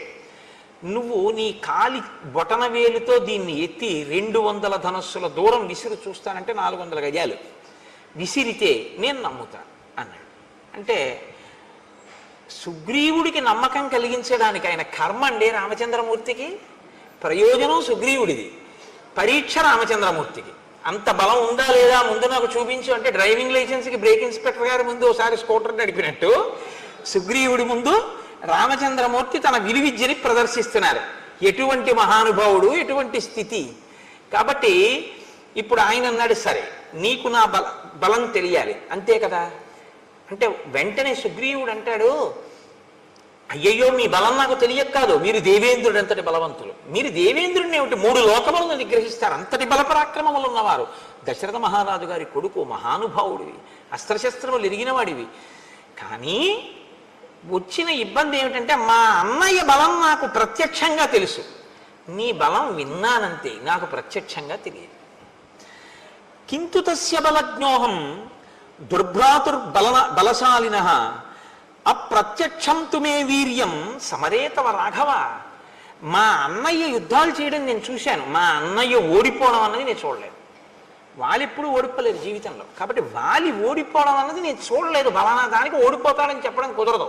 అంత వేగం, అంత బలం నీకు ఉంది అని నేను విన్నాను, కానీ నేను ఎప్పుడు చూడలేదు. కాబట్టి ప్రత్యక్షంగా చూస్తే ధైర్యం వేరు. కాబట్టి ఓసారి ఇవి 2 చేసి చూపిస్తే నమ్ముతాడు. పైకి నమ్మినట్టే ఉంటాడు, కానీ ఓసారి ఈ కంటితో చూస్తే కానీ నమ్మనంటుంటాడు. సుగ్రీవుణ్ణి అనక్కర్లేదండి, మనందరం అంతే కదా. మీరు కాదు, మీరు పెద్దలు, నేను మిమ్మల్ని అంటలేదు. నా బోటిగాడు ఈశ్వరుడు ఉన్నాడు అంటుంటాను, కానీ ఏమో ఎందుకైనా మంచిది మన గొడవ మనం చూసుకుంటుంటే అంటుంటాం. నమ్మినట్టు ఉంటాం, కానీ అవును ప్రహ్లాదుని రక్షించాడు, అవును రామచంద్రమూర్తి అదేంటి వానరులందరినీ రక్షించారు అంటాం, రామాయణం అంతా చెప్తాం, కానీ మన అపనమ్మకం మందే. సుగ్రీవుడు అంతే. కాబట్టి ఇప్పుడు ఆయన నీకు నమ్మకం కలగడం కోసం నేను ఈ దుందిపి కళేవరాన్ని ఎత్తి విసిరాలంతే కదా అని, ఏదైనా ప్రత్యయోస్మాసు విక్రమే తవ వానర ప్రత్యయం సమరే శిలాఘ్యం అహముత్పాదయామితే రాఘవో దుందుబే కాయం పాదాంగుష్ఠేన లీలయా తోలయిత్వా మహాబాహు చిక్షేప దశయోజనం. వాలి 2 చేతులతో ఎత్తి గిరగిరా తిప్పి 1 యోజనం విసిరినటువంటి దుందుబి యొక్క కళేబరాన్ని రామచంద్రమూర్తి తన కాలి బొటన వేలితో పైకెత్తి దశయోజనం చిక్షేప దశయోజనం 10 యోజనముల దూరం విసిరిశారు కాలి బొటన వేలితో. నమ్ముతావా అన్నాడు. అంటే ఆయన అన్నాడు, అప్పుడు మా అన్నయ్య చంపినప్పుడు అది పచ్చిగా ఉంది, మాంసంతో ఉంది, నెత్తుడితో ఉంది, బరువుగా ఉంది, ఎత్తి యోజనం విసిరాడు. ఇప్పుడు చాలా కాలం అయిపోయింది, ఎండిపోయింది, అస్థిపంజరం అయిపోయింది. దాన్ని నువ్వు బొటన వేలుతో విసిరావు 10 యోజనాలు. ఒక్క సాలవృక్షాన్ని కూడా కొట్టు ఒక బాణంతో, కొడితే నమ్ముతాడు అన్నాడు. అంటే ఇంకా ఇప్పటికీ కూడా పూర్తిగా నమ్మకం కలగలేదు. వెంటనే రాముడు స గృహీత్వా ధనుర్ఘోరం శరమేకంచమానద సాలముద్దిశ్య చిక్షేప జాస్వనై పురయం దిశ స విసృష్టో బలవత బాణ స్వర్ణపరిష్కృత భిత్వా సాలాన్ గిరిప్రస్థే సప్త భూమిం వివేశ ప్రవిష్టశ్చ ముహూర్తేన ధరాం భిత్వా మహాజవ నిష్పత్య చ పునస్తూర్ణం స్వతూణీం ప్రవివేశ తాన్ దృష్ట్వా సప్త నిర్భిన్నాన్ సాలాన్ వానరపుంగవ రామస్య శరవేగీన విస్మయం పరమంగతః. నీకు నమ్మకం కల్పించడానికి ఒక సాలవృక్షం కొట్టాలి ఒక బాణంతో, అంతే కదా అని ఒక ఘోరమైన బాణాన్ని తన అమ్ముల పొదలోంచి తీసి వింటినారికి సంధించి ఆకర్ణాంతము లాగి ఆ బాణాన్ని సాలవృక్షముల మీదకి ప్రయోగించాడు రాముడు. అది ఒక ముహూర్త కాలంలో, అంటే అనే లోపల 7 సాలవృక్షములను కొట్టి ఎదురుగుండా ఉన్న పర్వతము యొక్క శిఖరములను కొట్టి పాతాళలోకంలోకి వెళ్ళి పాతాళలోకాన్ని దర్శించి మళ్ళీ పైకొచ్చి రామచంద్రమూర్తి యొక్క అమ్ముల పొదిలోకి చేరిపోయింది ఒక ముహూర్తంలో. ఇది చూసి ఒక్కసారి విస్మయం పరమంగత. అబ్బా, ఇంత వేగమా రాముడి బాణానికి? మా అన్నయ్యదే వేగం అనుకున్నాను. అమ్మో, ఇలా అనేటప్పటికీ బాణం 7 సాలవృక్షములను కొట్టి పర్వతాన్ని కొట్టి ఛేదించి భూమిలోకి పాతాళంలోకి వెళ్ళి పాతాళ వివరాన్ని చూసి మళ్ళీ పైకొచ్చి అక్షయబాణ తూణీరంలోకి వెళ్ళిపోయి చేరిపోయి. ఇప్పుడు నిలబడలేదు. ఇప్పటిదాకా ఆయన్ని నిలబెట్టి తను కూర్చుంటాడు. ఇప్పటిదాకా కొమ్మ కొట్టి ఆయన్ని ఇలా కూర్చో అని తను కూర్చోబెడతాడు. ఇప్పుడు చూశాడు రాముడంటే ఏమిటో. ఇప్పుడేం చేశాట? సమూర్జ్ఞ న్యపతద్ధూమౌ ప్రలంబీకృత భూషణ సుగ్రీవ పరమప్రీతో రాఘవాయ కృతాంజలి. ఇప్పుడు ఆయన ముందు ఇలా వంగిపోయి 2 చేతులతో అంజలి ఘటిస్తే ఆభరణములు వ్రేలాడాయి అన్నారు మహర్షి. ఎంత పెద్ద మాట చూడండి. ఇప్పుడు నేను నా మెడలో ఉన్న రుద్రాక్ష హారం నా మెడలోనే నా గుండెల మీద ఇలాగే ఉందనుకోండి, నేను బాగా వంగలేదు అని గుర్తు. ఇది ఉందా, ఊడిపోయిందా? అదే నేను ఒకరి యందు భక్తితో బాగా వంగిపోయి నమస్కరించాను అనుకోండి, ఇలా నా గుండెల మీద ఉన్న హారం ఏమవుతుంది? ఇలా గాలిలోకి వచ్చి వేలాడుతుంది. అంత వంగిపోయాను అంటే గుర్తేమిటి? అవతల వారి యందు అంత భక్తి చూపించాను అని గుర్తు. ఇన్నాళ్ళు ఏమైంది భక్తి అంటే? ఇన్నాళ్ళు రాముడిని అలా చూడలేదు. ఇప్పుడు రాముడు ఏమిటో తెలియగానే ఏం చేశాడంటే అంత వంగిపోయాడు. వంగిపోయి అన్నాడు, ఇక వెళ్ళిపోదాం పద, పిలుస్తాను వాళ్ళని అన్నాడు. ఇప్పుడు ఎంత నమ్మకం వచ్చేసిందో చూడండి. కానీ దీని ఫలితం దీనికి ఉంటుంది. ఇది మీరు కిష్కింధకాండలో పట్టుకోవలసినటువంటి ఒక అద్భుత రహస్యం. రాముడు అన్నాడు, పద, తప్పకుండా యుద్ధం చేస్తాను, నువ్వు పిలు మీ అన్నయ్యని, మీ ఇద్దరు యుద్ధం చేస్తుంటే నేను వాలిని సంహరిస్తాను. ఇప్పుడు వెళ్ళాడు, పెద్ద సింహనాదం చేశాడు. ఎవడు రావాడన్నాడు, మీ తమ్ముడే వచ్చాడన్నాడు. వీడికి ఎంత అహంకారం వచ్చిందిరా, ఋష్యమూకం నుంచి దిగి నా ముందుకు వస్తాడా యుద్ధానికి అని వాలి గబగబా బయలుదేరి వచ్చాడు. ఇద్దరు పెనుగులాడుతున్నారు, ఇద్దరు పిడికిటి పోట్లతో పొడుచుకుంటున్నారు, కలియబడుతున్నారు, గుద్దుకుంటున్నారు, తన్నుకుంటున్నారు, ఒకరి మీద ఒకరు కలియబడుతున్నారు, నెత్తురు కక్కుతున్నారు. ఇన్ని చేస్తుంటే రాముడు బాణం వెయ్యలేదు. అంత మెరుపు వేగం కలిగినటువంటి బాణాన్ని రాముడు ఇతనే వాలి అనుకుని వేసేస్తే అది సుగ్రీవుడి మీద పడిపోతే ఇప్పుడు రాముడి పట్ల ఎంత అధర్మం అయిపోతుంది, మిత్రఘాతకుడు అయిపోతాడు. కాబట్టి తతోన కృతవాం బుద్ధిం మోక్తుమంతకరం శరం, అది వేస్తే దెబ్బ తగలడం కాదు, అది చంపేస్తుంది మనిషిని. కాబట్టి బాణాన్ని వేయలేదు, ఆగిపోయాడు రాముడు. ఇప్పుడు తినవలసినన్ని దెబ్బలు తినేసి పారిపోయాడు ఋషిముఖ పర్వతం మీద. పారిపోయి కూర్చున్నాడు తల వంచుకొని. మళ్ళీ రామలక్ష్మణులు వీళ్ళు మంత్రులు వెళ్ళారు. వీడితే తల వంచుకుని కూర్చున్నవాడు రాముడి వంక చూశాడు. రాముడు ఏమనలేదు. సుగ్రీవుడే అన్నాడు, నా మానాన్ని నేనున్నాను, అగ్నిసాక్షిగా మిత్రత్వం చేసుకున్నావు, సాలవృక్షాలు కొట్టావు, మా అన్నయ్యని కొట్టేస్తాను యుద్ధానికి పిలవమన్నావు, నీ మాట నమ్మి యుద్ధానికి వెళ్ళాను, నన్ను చితక పొడి చేశాడు, నువ్వు బాణం వేయలేదు. నేను వాలిని చంపనని ఒక మాట ముందు చెప్తే ఏమై ఉండేది, ఎందుకు పంపావు నన్ను అని అడిగాడు. అడిగితే ఆయన అన్నాడు, నిన్ను రక్షించడానికి వాలిని సంహరించడానికి నేను బాణప్రయోగం చెయ్యాలిగా. మీ ఇద్దరూ ఒక్కలా ఉన్నారు, నేను నిన్ను చూశాను కానీ వాలిని చూడలేదు ఇత పూర్వం. నువ్వు వాలిని పిలవడమేమిటి, వాడు యుద్ధానికి వచ్చేసాడు. ఇద్దరూ కలియబడిపోయారు. ఇద్దరూ కలియబడిపోయిన తర్వాత ఎంత పరికించి చూసినా ఇద్దరూ ఒక్కలాగే కనపడుతున్నారు. ఎవరు వాలో ఎవరు సుగ్రీవుడో నాకు తెలియలేదు. నిజం కూడా అంతేనండి, ఇద్దరు అలా ఉంటారు వాలి సుగ్రీవులు. కాబట్టి ఇద్దరూ అలా ఉన్నారు కాబట్టి నేను ఎవరో తెలియలేదు. పైగా మల్ల యుద్ధం చేసేటప్పుడు ఎలా ఉంటుందంటే, ధనుర్వేదంలో బాణప్రయోగం చేసుకునేటప్పుడు ఒకరి ముందు ఒకరు నిలబడి ఉంటారు. ఇటుపక్క ఒకరి నుంచి ఉంటే అటుపక్క ఒకరి నుంచి ఉంటారు. ఆయన రథం నుంచి ఈయన మీదకి బాణాలు వేస్తూ ఉంటాడు. ఏదో కొంత పరికించే అవకాశం ఉంటుంది. మల్ల యుద్ధంలో అలా ఉండదు. కింద పడుతూ ఉంటారు, మీద పడుతూ ఉంటారు, దుల్లుతూ ఉంటారు, గుద్దుకుంటూ ఉంటారు, కొట్టుకుంటూ ఉంటారు, పుడుచుకుంటూ ఉంటారు, అరుచుకుంటూ ఉంటారు. అటు తిరుగుతుంటారు, ఇటు తిరుగుతుంటారు. ఎవడని తెలుస్తుంది? తెలియకుండా ఇతనే వాళ్ళనుకుని వేసేశాకని సుగ్రీవుడైతే అందుకు నేను వేయలేదన్నాడు. అంగీకరించాడు సుగ్రీవుడు.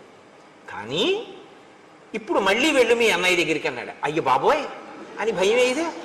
కాబట్టి నువ్వు బెంగ పెట్టుకోకు లక్ష్మణ, అదిగో ఆ పర్వత చర్యల కింద గజపుష్పీం ఇమాం పుల్లాం ఉత్పాట్య శుభలక్షణాం కురు లక్ష్మణ కంఠేస్య సుగ్రీవస్య మహాత్మనః.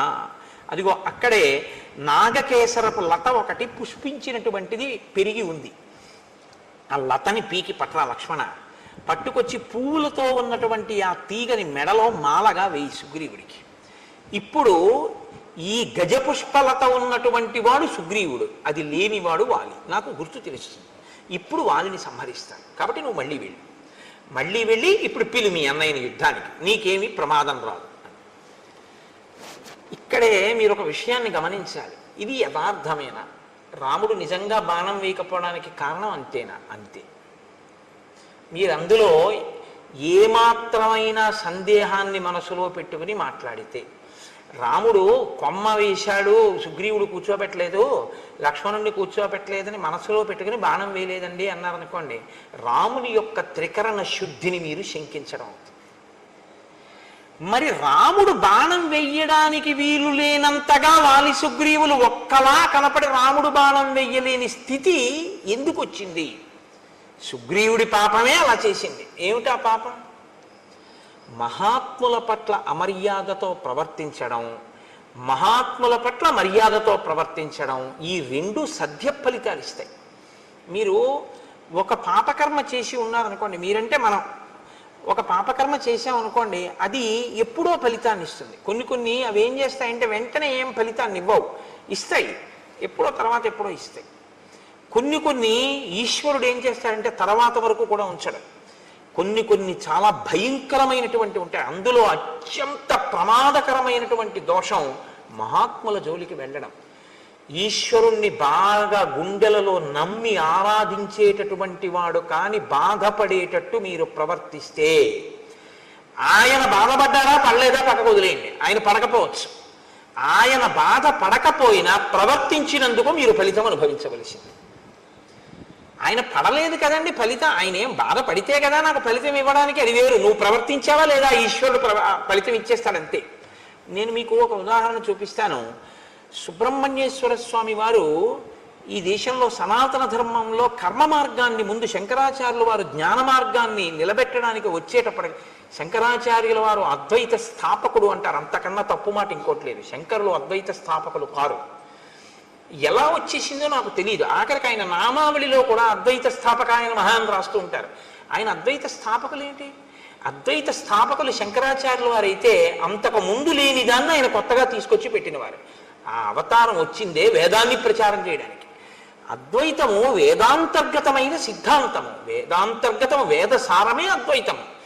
వేదసారమైన అద్వైతాన్ని ఆయన ప్రచారం చేశారు. అద్వైత ప్రచారకులే తప్ప అద్వైత స్థాపకులు శంకరులు కారు. అద్వైత స్థాపకులు అంటే అంతకు ముందు లేనిది ఇప్పుడు కొత్తగా తెచ్చినది అవుతుంది. ఆయన ఏదీ కొత్తగా పెట్టలేదు, ఉన్నదాన్నే ఆయన ప్రచారం చేశారంతే. అప్పుడే శంకరాచార్యులు వారి అవతారం గురించి మీకు సరిగా అర్థమైందని గుర్తు.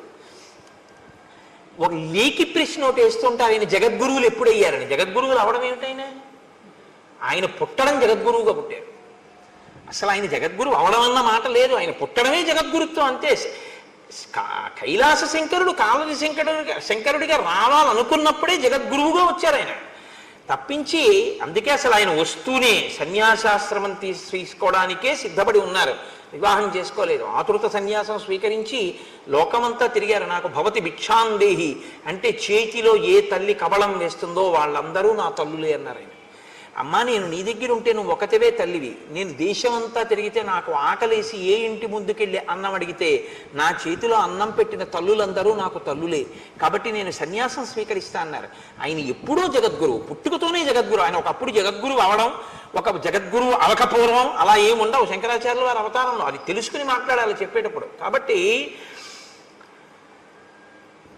ఇక్కడ శంకరాచార్యుల వారు జ్ఞాన మార్గ ప్రచారం చేసి అద్వైత సిద్ధాంత ప్రచారం ప్రారంభం చెయ్యడానికి ముందు ముందు సనాతన ధర్మాన్ని పటిష్టం చేయడం కోసం కర్మ మార్గాన్ని పటిష్టం చేయడానికి సుబ్రహ్మణ్యేశ్వర స్వామి కుమారిల భట్టు అన్న రూపంలో వచ్చారు.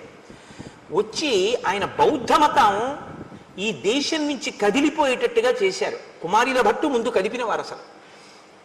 కాబట్టి శంకరాచార్యులు వారు బౌద్ధానికి వ్యతిరేకంగా ఉన్నారంటారు, తప్పది.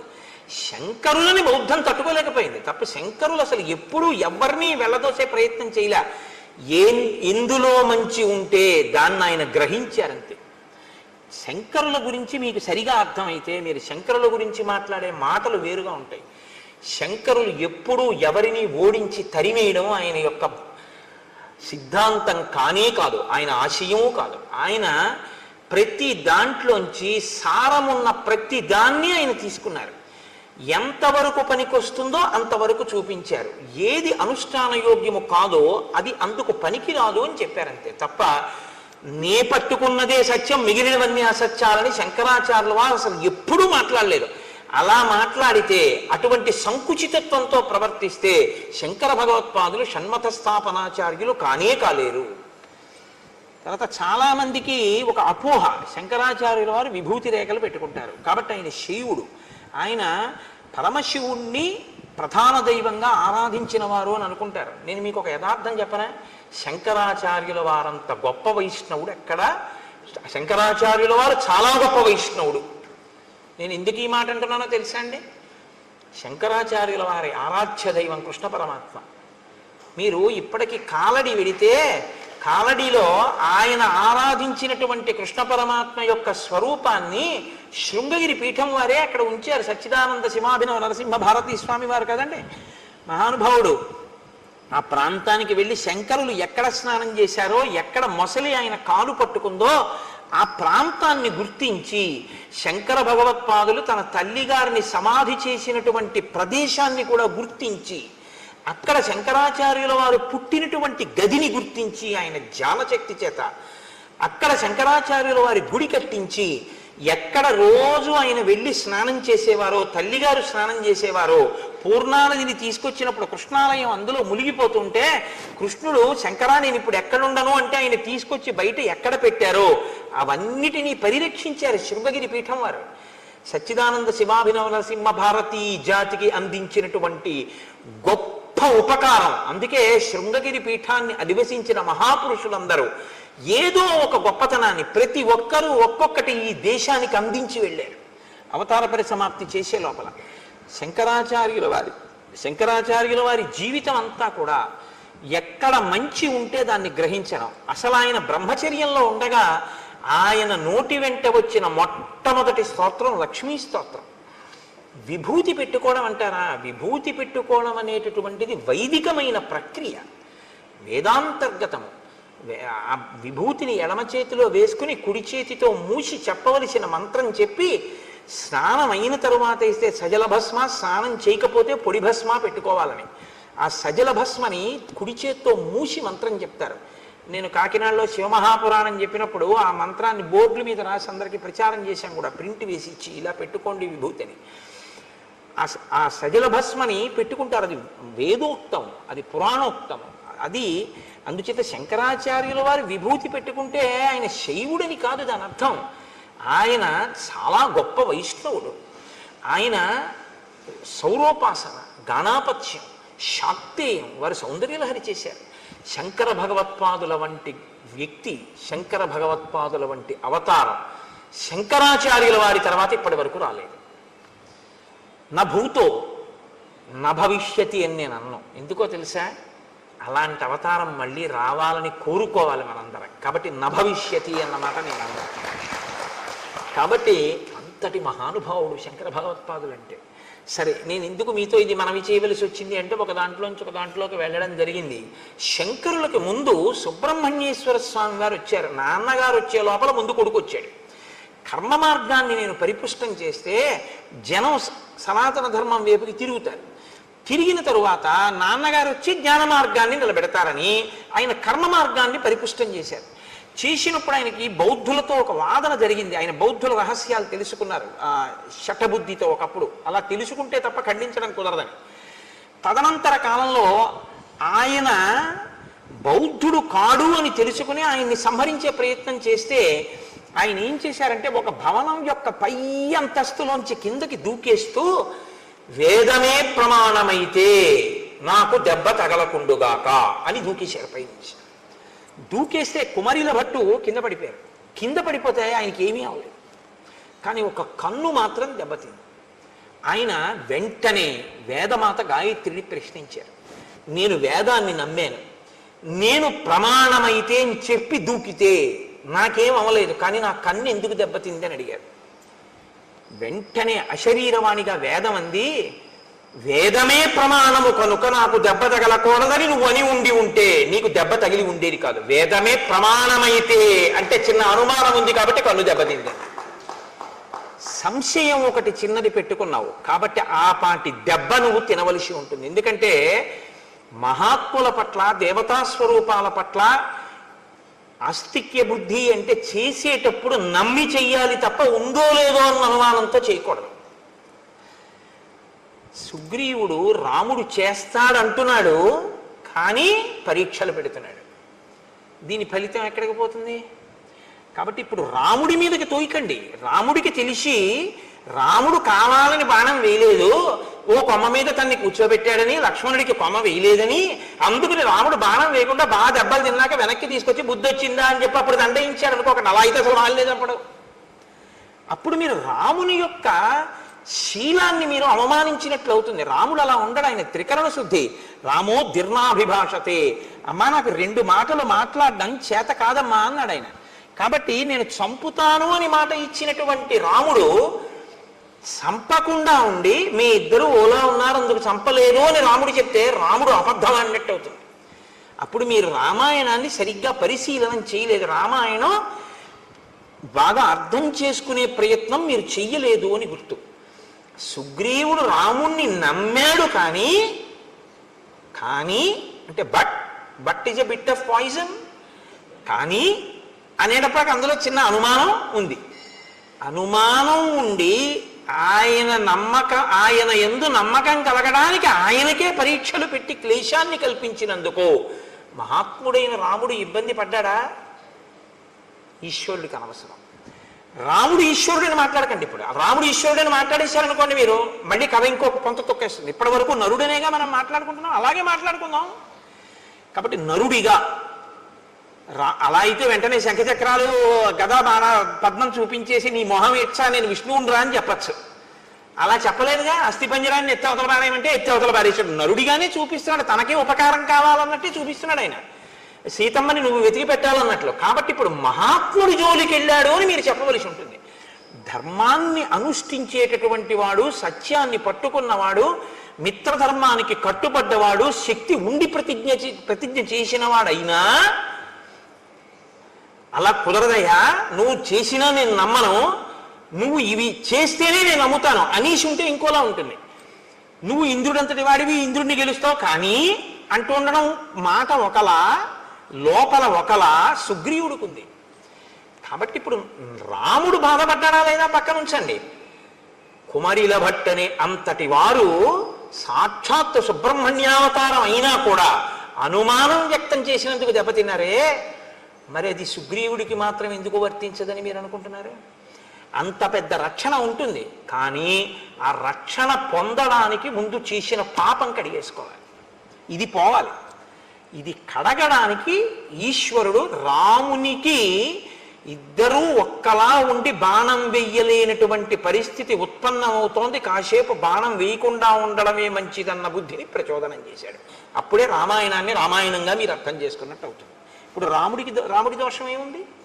ఆయన అదే చెప్పాడు, మీ ఇద్దరూ అశ్విని దేవతల్లో ఉన్నారు, ఒక్క బాణం సరే వేసేద్దాం ఏమైతే అయింది అని వేసేయడానికి అది మామూలు బాణం కాదు, ప్రాణాలు ఉగ్గడించేస్తుంది. నువ్వు చచ్చిపోతే ఇక నా జీవితం వ్యర్థం. ఎందుకంటే నేను ధర్మం తప్పలేదన్నాడే. నేను ఎప్పుడు ధర్మం తప్పలేదు.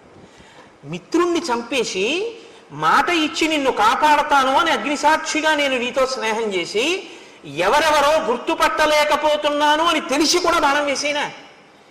వాలి చచ్చిపోతే పర్వాలేదు, రెండో కోణం కూడా ఉంటుంది కాబట్టి తెలియకుండా వేసినప్పుడు నీ మీద పడి ఉంటే ఎలా వేయమంటావు? అందుకు వెయ్యలేదన్నాడు. ఇప్పుడు ఎక్కడ రాముడి దోషం ఉంది నాకు చెప్పండి. ఎందుకు రాముడి మీదకి పెట్టి చూస్తారు మీరు? ఇంకొకలా చూడండి. కిష్కింధకాండ దగ్గరికి వచ్చేటప్పటికి ఉన్న ఇబ్బంది ఏమిటంటే, కిష్కింధకాండలో రాముణ్ణి సరిగ్గా అర్థం చేసుకునే ప్రయత్నం లేక రాముని యందు దోషం ఆరోపించి చెట్టు చాటు నుంచి కొట్టాడు, వాలితో ఇలా అన్నాడు, బాణం వేయకుండా వచ్చేసాడు, సుగ్రీవుడు 2 మాటలు దెబ్బలు తిన్నాడు, ఇవన్నీ ఏవో తెలివి తక్కువ మాటలు అంటుంటాం మనం. కానీ సక్రమంగా మీరు అర్థం చేసుకుంటే రామచంద్రమూర్తి యొక్క శీల వైభవం మీకు అర్థమవుతుంది. మీకు ఒక యథార్థం చెప్పనా? మీరు ఇలా అర్థం చేసుకోవడానికి ప్రయత్నించినప్పుడు అర్థం అవడం కూడా రామానుగ్రహంగానే అర్థమవుతుంది. ఆ రామానుగ్రహంతో అర్థమై మీరు మనసులో అంత ఆనందించగానే, రామా ఎంత ధర్మాత్ముడవో అని ఆలోచించగానే మీ యందు ఒక మార్పు వస్తుంది. ఏమిటో తెలుసా అండి? మీరు మహాత్ముల జోలికి వెళ్ళరు. తప్పు వాళ్ళ జోలికి మనం వెళ్ళకూడదు అన్న నిశ్చయాత్మక బుద్ధితో ఉంటారు కాబట్టి మీకు ఇబ్బందులు రాకుండా ఉంటాయి. సరికదా? మహాత్ముల యందు అలా ప్రవర్తించకపోవడం మీకు సత్య ఫలితాన్ని ఇస్తుంది. ఏ సత్య ఫలితం? విజయాన్ని మీకు ఇస్తుంది. అది మీకు వెంటనే చూపిస్తారు మహర్షి. ఎంత గమ్మత్తుగా ఉంటుందో అందుకే రామాయణం. కాబట్టి చూడండి, ఇప్పుడు మెడలో పుష్పమాల వేసి గజపుష్పీం ఇమాం పుల్లాం ఉత్పాట్య శుభలక్షణాం కురు లక్ష్మణ కంఠేస్య సుగ్రీవస్య మహాత్మనః. ఇప్పుడు ఆ పాపము కడగబడినటువంటి మహాత్ముడు కాబట్టి ఈ గజపుష్పమాలతో నువ్వు యుద్ధానికి వెళ్ళు. ఆయన మళ్ళీ బయలుదేరి నడుస్తున్నారు. అగ్రతస్తు యయౌ తస్య రాఘవస్య మహాత్మనః సుగ్రీవ సంహతగ్రీవో లక్ష్మణస్య మహాబలః పృష్ఠతో హనుమాన్ వీరో నలో నీలస్య వానరః తారశ్చైవ మహాతేజ హరియూధ సయూధపః. ముందు లక్ష్మణుడు సుగ్రీవుడు నడుస్తున్నారు, వారి వెనక రాముడు నడుస్తున్నారు. రాముడి వెనక హనుమ, తారుడు, ఆ తరువాత నలుడు, నీలుడు, వీళ్ళు ఆయన వెనక నడుస్తున్నారు. అందరూ కలిసి వెడుతున్నారు. ఆకాశమంతెత్తు పెరిగిపోయినటువంటి చెట్లు, లతలు అవన్నీ కనపడి ఏదో పెద్ద నృత్యాలు, పాటలు అవి వినపడుతున్నట్టు మధురమైనటువంటి ఫలములతో, పుష్పములతో నిండిపోయి, కానీ ఆ వనంలోకి ఒక పక్షి కూడా వెళ్లకుండా కనపడింది రాముడికి. ఆశ్చర్యపోయి, ఇన్ని ఫలములు, ఇన్ని పుష్పములు ఉండి, ఇన్ని చెట్లుంటే ఒక పక్షి అయినా ఉండాలి కదా, ఏదీ లేదేమిటి? ఆశ్చర్యపోయి ఆయన సుగ్రీవుణ్ణి అడిగాడు, ఏమిటి ఇలా ఉంది వనం? రాముడు చాలా గొప్పగా అడుగుతాడండి. ఒక ప్రశ్న వేయడం అంటే ఆయన అలా ఉంటాడు. ఇన్ని చెట్లుంటే పక్షులు ఉండాలి, చెట్లున్నాయి, పళ్ళున్నాయి, తేనె పట్లున్నాయి, పువ్వులున్నాయి, పక్షి లేదు, మృగం లేదు, మనిషి లేడు. ఎందుకు లేదు అలాగా? ఏమిటి దీని విశేషం? సుగ్రీవా, నీకేమైనా తెలుసా? కిష్కింధని పరిపాలించావుగా కొంతకాలం, చెప్పు అన్నాడు. అంటే ఆయన అన్నాడు, అత్ర సప్తజనానామ మునయః సంసితవ్రతాః సప్తైవాసన్నధ శీర్ష నియతం జలశాయినః. ఇక్కడ సప్తజనులు అనబడేటటువంటి మునులు ఉండేవారు 7. వారు చెట్టు కొమ్మలకి కాళ్ళు పైకి పెట్టి తల కింద పెట్టి తపస్సు చేసేవారు. వారు 7 రోజులకొక్కసారి బయటికి వచ్చి వాయువుని భక్షించేవారు. వాళ్ళు నీటిలో పడుకునేవారు. అంత ఘోరమైనటువంటి తపస్సు చేశారు. సప్తరాత్ర కృతాహార వాయునా వనవాసినః దివం వర్ష శతైర్యాత సప్తభి సకళేబరాః. 700 సంవత్సరములు అలా తపస్సు చేశారు. తపస్సు చేశాక వాళ్ళు సశరీరంగా స్వర్గానికి వెళ్ళిపోయారు.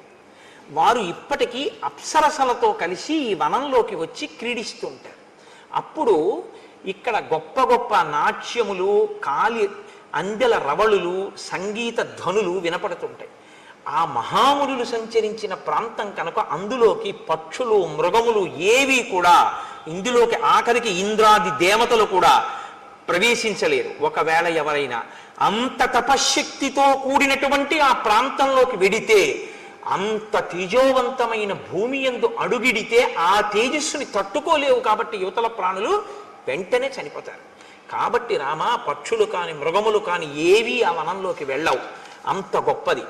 రామ, ఇక్కడ ఒక విషయం చెప్పాలి నేను అని కురు ప్రణామం ధర్మాత్మన్ తాన్ సముద్దిశ్య రాఘవ లక్ష్మణేన సహ భ్రాత్ర ప్రయత సంయతాంజలి. రామ, ఒక్కసారి ఇక్కడ ఆగి ఆ వనం వంక తిరిగి లక్ష్మణ సహితుడవై ఒక నమస్కారం చేయి. ఎందుకు చేయాలి? ప్రణవంతి హియే తేషాం మునీనాం భావితాత్మనాం న తేషాం అశుభం కించిత్ శరీరే రామదృశ్యతే. ఈ సప్త జనులు అనబడేటటువంటి వాళ్ళు తపస్సు చేసినటువంటి వనం వంక తిరిగి ఎవరు నమస్కారం చేస్తారో వాళ్ళకి రోగాలు రావు, వాళ్ళు అనుగ్రహిస్తారు, పైగా వారికి ఉత్తర క్షణంలో విజయం కలుగుతుంది. ఎవరు చెప్తున్నారు ఈ మాట? సుగ్రీవుడు చెప్తున్నాడు. అంటే ఒక కార్యం మీద వెళ్ళేటప్పుడు మహాత్ములు ఉండి వెళ్ళిన భూమికి నమస్కరించినా సరే వాళ్ళని తలుచుకుని విజయం కలుగుతుంది, శరీరానికి అనారోగ్యం కూడా రాదు. మహాత్ములకి నమస్కారం చేస్తే ఈ సజ్జ ఫలితం ఉంటే మహాత్ముల పట్ల ఇంకొకలా ప్రవర్తిస్తే దానికి ఫలితం ఉంటుందా ఉండదా? సజ్జ ఫలితం వెనకదా ఫలితం, ఇప్పుడు ఈ ఫలితం. అంటే వారి మరణిస్తారని గుర్తు, సుగ్రీవుడి మనోరథం ఈడేరుతుందని గుర్తు. మీరు అందుకే కిష్కింధకాండ చాలా జాగ్రత్తగా గమనించవలసి ఉంటుంది. కిష్కింధకాండ ధర్మ సూక్ష్మములతో ఉంటుంది. ఎక్కడికక్కడ మహర్షి మనకి విషయాలు చెప్తుంటారు. అందుకే మహాత్ములైనటువంటి వారు కనపడ్డప్పుడు మీరు ఒక్క నమస్కారం చేసి పరమ గౌరవంతో నిలబడితే చాలు, మీకు ఈశ్వరానుగ్రహం వచ్చేస్తుంది. మహాత్ముల పట్ల మీరు వ్యతిరేకంగా ప్రవర్తిస్తే చాలు, వ్యతిరేక ఫలితం కూడా వచ్చేస్తుంది. కాబట్టి ఇప్పుడు ఒక నమస్కారం చెయ్యి అంటే తతో రామస్సహ భ్రాత్రా లక్ష్మణేన కృతాంజలి. నమస్కారం చేసి అభివాద్యతు ధర్మాత్మా రామో భ్రాతా చ లక్ష్మణ సుగ్రీవో వనరాశ్చైవ జగ్ముహు సంహృష్ట మానసాహ. సంతోషంగా వాళ్ళందరూ కలిసి ఆ కిష్కింధానగరం వైపుకి వెళ్ళారు. వెళ్ళిన తర్వాత సుగ్రీవుడు ఒక మహానాదం ఒకటి చేశాడు. ఆ మహానాదానికి అక్కడ ఉండేటటువంటి గోవులన్నీ కూడా తోకలెత్తి పారిపోయాయి. ఆకాశంలోనూ చెట్ల మీద ఉన్నటువంటి పక్షులన్నీ గుండెలు బద్దలై నేల మీద పడి మరణించాయి. అంత పెద్ద మహానాదం చేశాడు. అప్పుడే సుగ్రీవుణ్ణి తరిమేశానన్న ఆనందంతో అంతఃపురంలోకి వెళ్ళి తారతో క్రీడిస్తూ మధుపానాసక్తుడై ఉన్నాడు వాలి. శ్రుత్వాతు తస్య నినదం సర్వభూత ప్రకంపనం మదశ్చైక పదే నష్టః క్రోధాశ్చాపతితో మహాన్. వెంటనే ఇప్పుడిప్పుడు వీణ్ణి నేను ఇంత యుద్ధం చేసి నెత్తురు కారేటట్టు కొట్టి తరిమొచ్చాను, మళ్ళీ వచ్చి సింహనాదం చేస్తున్నాడు ఆ యుద్ధానికి అని విపరీతమైన క్రోధం వచ్చి లేచి నిలబడ్డాడు వాలి. సతు రోషపరీతాంగో వాలి సంధ్యాతపప్రభ ఉపరక్త ఇవాదిత్య సద్యో నిష్ప్రభతాం గతః. గ్రహణం నాడు సూర్యుడు ఎలా కాంతి కోల్పోతాడో నిలబడిన వాలి యందు కోల్పోబడుతున్నటువంటి కాంతి కనపడింది, లేదా కాంతి క్షీణించిన వాలిగా నిలబడ్డాడు. అంటే మృత్యు ఆసన్నం అవుతోంది అని గుర్తు. ఆయన గబగబ అడుగులు వేసి బయటికి ఎడుతున్నాడు. తార ఆయన భార్య. శ్రీరామాయణంలో తార ఒక మెరుపు, అద్భుతం. అసలు కిష్కింధకాండలో తార పాత్ర అనుపమానం. అలా మాట్లాడుతుంది, 2 పర్యాయాలు మాట్లాడుతుంది కిష్కింధకాండలో, 2 సార్లు అంతే. మీరు చెవులు ఒగ్గి వినాలన్నమాట తార మాట్లాడుతుంటే. అలా మాట్లాడుతుంది. బృహస్పతి యొక్క కుమారుడు తారుడు, తారుని యొక్క కూతురు తార. అందుకని తాతగారి తెలివితేటలన్నీ వచ్చాయి ఆవిడకి. మీరు శ్రీరామాయణంలో ఇంకో గమ్మత్తుంది. రామాయణంలో కొన్ని జంటలు కనపడతాయి మీకు. దశరథుడు 3 భార్యలు, సీత రాములు, అహల్య గౌతముడు, తార వాలి, రావణుడు మండోదరి. ఇలా ఒక్కొక్క జంటలో ఒక్కొక్క లక్షణం ఉంటుంది. దశరథుడు కౌసల్య సుమిత్ర కైకేయి. కౌసల్య యందు ఉదాసీనుడు, అసలు పట్టించుకోడు. సుమిత్ర యందు తటస్థుడు, పట్టించుకున్నాడో పట్టించుకోలేదో, విన్నాడో వినలేదో తెలియదు. కైకేయి యందు ప్రేమాస్పదుడు, కొంప ముంచేసింది. అహల్య గౌతములు చెయ్యరానంత అపరాధం అహల్య చేసింది. అయినా తన భార్యని ఉద్ధరించుకుని తన పక్కకి తెచ్చుకోవడమే తప్ప భార్యని విడిచిపెట్టడం అన్నది సనాతన ధర్మంలో లేదని నిరూపించిన వాడు గౌతముడు. తార వాలి. తార ఏది చెప్పినా వింటాడు, నోర్మొయ్యి అని ఎప్పుడు అంటాడు, చక్కగా వింటాడు. తను చేసేదే చేస్తాడు తప్ప తార చెప్పిన మాట పాటించాడు వాలి. రావణుడు మండోదరి అసలు భార్యగా చూసినట్లు కూడా మీకు కనపడదు. అంత మహాపతివ్రత. మహర్షి స్పష్టంగా చెప్పారు రామాయణంలో, సీతమ్మ ఎంత సౌందర్యవతో మండోదరి అంతే సౌందర్యవతి. నా ఎందు కనపడని ఏ అందం నీకు సీతమ్మ ఎందు కనపడిందిరా, నీకు మృత్యువు కోసం వెళ్ళావు తప్ప అంది మండోదరి. కాబట్టి రావణాసురుడు అనబడేటటువంటి వాడు ఇంత గొప్పదైనా మండోదరిని అసలు ఎప్పుడు భార్యాస్థానంలో ఇవ్వవలసిన కనీస గౌరవం కూడా ఇవ్వనివాడు. కాబట్టి ఆవిడ చెప్పడం ఈయన వినడం అన్నది అసలు ఉండనే ఉండదు. ఆ దాంపత్యం అటువంటిది. అయినా ఆవిడ ఆయన్ని అనుగమిస్తూనే ఉంటుంది, మహాపతివ్రత. సీతారాములు దాంపత్యం అంటే వీళ్ళిద్దరిదే రామాయణాల్లో. ఎందుకో తెలుసా అండి? రాముడు ఏదైనా సీతమ్మతో మాట్లాడతాడు, సీతమ్మ ఏదైనా రాముడితో మాట్లాడుతుంది. సీతమ్మ చెప్పిన దాంట్లోది నేను తీసుకోవలసింది అనుకుంటే రాముడు ఆవిడ చెప్తే నేను వినడం ఏమిటి అనుకోడు, చాలా మంచి మాట చెప్పావో అలా చేద్దామంటాడు. ఒకవేళ సీతమ్మ చెప్పింది చేయకూడదు అనుకుంటే ఇది ఒక్కనాటికి చేసే విషయం కాదు, నేనెవరో నీకు బాగా తెలుసు, అయినా నువ్వు ప్రేమతో చెప్పావు, నువ్వు కాకపోతే ఎవరు చెప్తారు, ఫలానా కారణానికి నీ చేయడం కుదరదు అని వివరిస్తాడు. రాముడు ఏదైనా సీతమ్మకి చెప్తే రాముడు చెప్పిందే సీతమ్మ చేస్తుంది. కానీ రాముడి చేస్తే బాగుంటుంది అనుకుంటే ఆయనకి నేను చెప్పడం బాగుంటుందా అని ఊరుకోదు, చెప్పి తీరుతుంది. ఇది సీతారాములిద్దరిది పెద్దలు కుదిర్చిన వివాహం. దశరథ మహారాజు జనకుడు కుదిర్చిన వివాహం. పెద్దలు కుదిర్చిన వివాహం ఏదో అది రామాయణంలో టోటల్ సక్సెస్.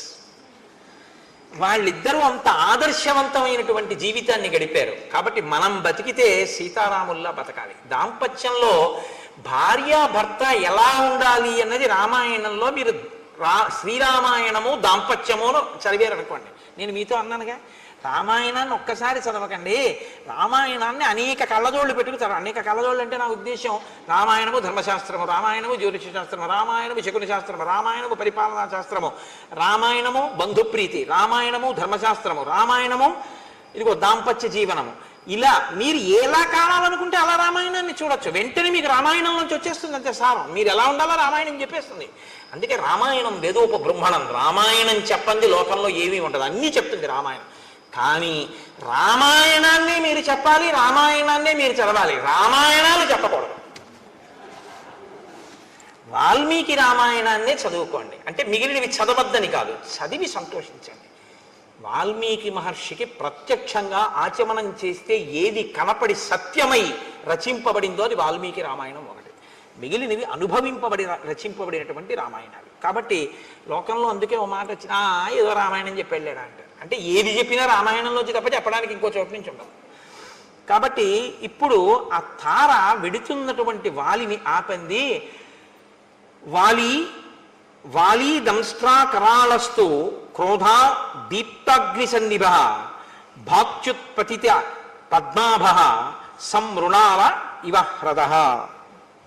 ఆ వెడుతున్నటువంటి ఆ వాలిని ఆపి తార అంటుంది, నీవు తొందరపడి మళ్ళీ ఇప్పుడిప్పుడే ఏ సుగ్రీవుణ్ణి పిడికిటి పోట్లు పడిచి నెత్తురు కారేటట్టు కొట్టావో ఆ సుగ్రీవుడి మీద యుద్ధానికి నువ్వు మళ్ళీ వెడుతున్నావు. కానీ సాధుక్రోధమిమం వీర నదీవేగమివాగతం శయానాద్దుదిత కాల్యం త్యజ భుక్తామివస్రజం. ఒక పురుషుడు రాత్రి పడుకోబోయే ముందు, నిద్రలోకి వెళ్ళడానికి ముందు మెడలో ఒక పుష్పహారం వేసుకుని పడుకుంటాడు. అంటే అదేంటంటే అలా కూడా వేసుకుంటారా అంటే అలా వేసుకుంటారు రంధానికి. ఇప్పుడు మనం అంటే అంతంత డబ్బులు అంతంత పూలదండలు అవన్నీ ఇప్పుడులే, అదోలా చూస్తారు అలా వేసుకుంటే. కానీ అలా వేసుకుని పడుకునేవారు పూర్వం. కాబట్టి పూలహారం వేసుకుని నిద్రించినటువంటి పురుషుడు మరునాడు నిద్ర లేవగానే నలిగిపోయిన పుష్పహారాన్ని తీసి ఎలా పక్కన పడేసి బయటికి వస్తాడో అలా నీలో జనించినటువంటి కోపాన్ని ఉత్తర క్షణం విడిచిపెట్టేసేయి. నదీ ప్రవాహంలా వస్తోంది నీకు కోపం, ముంచెత్తుతోంది నేను. ఆ ముంచెత్తుతున్న ప్రవాహాన్ని పురుషుడు దండ వేసుకుని రాత్రి పడుకున్నవాడు ఉదయం విడిచిపెట్టినట్టు ఆ క్రోధాన్ని నువ్వు విడిచిపెట్టు. నేను చెప్పిన మాట విన. సహసాతవ నిష్క్రామో మమ తావన్న రోచతే శ్రూయతాం చాభిదాస్యామి ఎన్నిమిత్తం నివార్యసే. ఇప్పుడొద్దు యుద్ధానికి, వెడుదుగానే యుద్ధానికి నువ్వు వెళ్ళొద్దు, యుద్ధం చెయ్యొద్దు, ఇంట్లోనే ఉండు, వెన్ను చూపించు అని నేను అనను. కానీ నీ తమ్ముడు ఇప్పుడు వచ్చి మళ్ళీ సింహనాదం చేస్తున్నాడు, కానీ వెళ్ళవద్దు ఇప్పుడు యుద్ధానికి. ఎందుకు వెళ్ళవద్దు అంటున్నానో నువ్వు విను జాగ్రత్తగా. తప్ప క్రోధంతో గబగబా తొందరపడిపోయి వెళ్ళిపోవద్దు. త్వయాతస్య నిరస్తస్య పీడితస్య విశేషత ఇహైత్య పునరాహ్వానం శంకాం జనయతీవమే. ఇప్పుడిప్పుడు నువ్వు పిడిగుద్దులు గుద్దావు, నెత్తురు నవరంధ్రములలోంచి కారిపోతూ ఏడుస్తూ ఋష్యమూక పర్వతం మీదకి పారిపోయాడు ప్రాణాల కోసం. వెళ్ళి కొంచెం సేపు అవ్వలేదు, నువ్వు ఇంట్లోకి వచ్చావు, మళ్ళీ వచ్చి సింహనాదం చేస్తున్నాడు. పూర్వం ఎప్పుడు చేయలేదు సుగ్రీవుడిలా. ఏ ధైర్యంతో మళ్ళీ వచ్చి సింహనాదం చేశాడు. కాబట్టి ఏదో ఇందులో అనుమానించవలసింది ఉంది, తొందరపడి వెళ్ళకు. దర్పశ్చ వ్యవసాయశ్చ యాదృశస్తస్య నర్దత నినాదశ్చాపి సంరంభో నైతదల్పం హి కారణం. నువ్వు జాగ్రత్తగా అతను చేస్తున్నటువంటి సింహనాదాన్ని విను. అతనిలో ఒక ఉద్యమం కనపడుతోంది, ఏదో చాలా ఉత్సాహంగా ఉన్నాడు. ఆ ధ్వని పూర్వంలా లేదు, ఇప్పుడు ఏదో ధైర్యంతో అరుస్తున్నాడు. అతనిలో ఒక తొందర ఉంది, రా బయటికి అని, నిన్ను బయటికి రప్పించడమే పూనికతో ఉన్నాడు. ఈ మూడు కనపడుతున్నాయి ఆ నాదంలో. అంటే ఏదో తేడా ఉంది వాళ్ళ సుగ్రీవుల్లో. నా సహాయమహం మన్యే సుగ్రీవం తామిహాగతం అనష్టబ్ద సహాయశ్చ యమాశ్రిత్యైష గర్జతి. సుగ్రీవుడి వెనక ఎవరో ఉన్నారు, ఎవరో సుగ్రీవుడికి సహాయం చేయడానికి వచ్చారు. కాబట్టే సుగ్రీవుడికి అంత ధైర్యం వచ్చింది. లేకపోతే ఇంత ధైర్యంగా వచ్చి ఇప్పుడు మళ్ళీ అరవగలిగినటువంటి ప్రజ్ఞ సుగ్రీవుడికి లేదు. ప్రకృత్యా నిపుణశ్చైవ బుద్ధిమాంశ్చైవ వానరః నా పరీక్షిత వీర్యేన సుగ్రీవ సఖ్యమేష్యతి. ఎవరినో తీసుకొచ్చాడు, ఎవడైతే మాత్రం నాకేంటి, ఇప్పటి వరకు నాకు ఓటమి తెలియదు అంటావేమో. సుగ్రీవుడు ఎటువంటి వాడో తెలుసా? నాకు బాగా తెలుసు. నీ తమ్ముడు ఎవరితోనైనా స్నేహం చేసే ముందు, ఎవరినైనా నమ్మే ముందు, నీ దగ్గరికి వచ్చే ముందు, నిన్ను యుద్ధానికి పిలిచే ముందు, అవతలి వారు నీతో యుద్ధం చెయ్యగలిగిన వారేనా అన్నది వాళ్ళు మాట చెప్తే నమ్మడు, పరీక్షించి చూసి వచ్చి ఉంటాడు. ఎందుకంటే సుగ్రీవుడి శీలం అటువంటిది.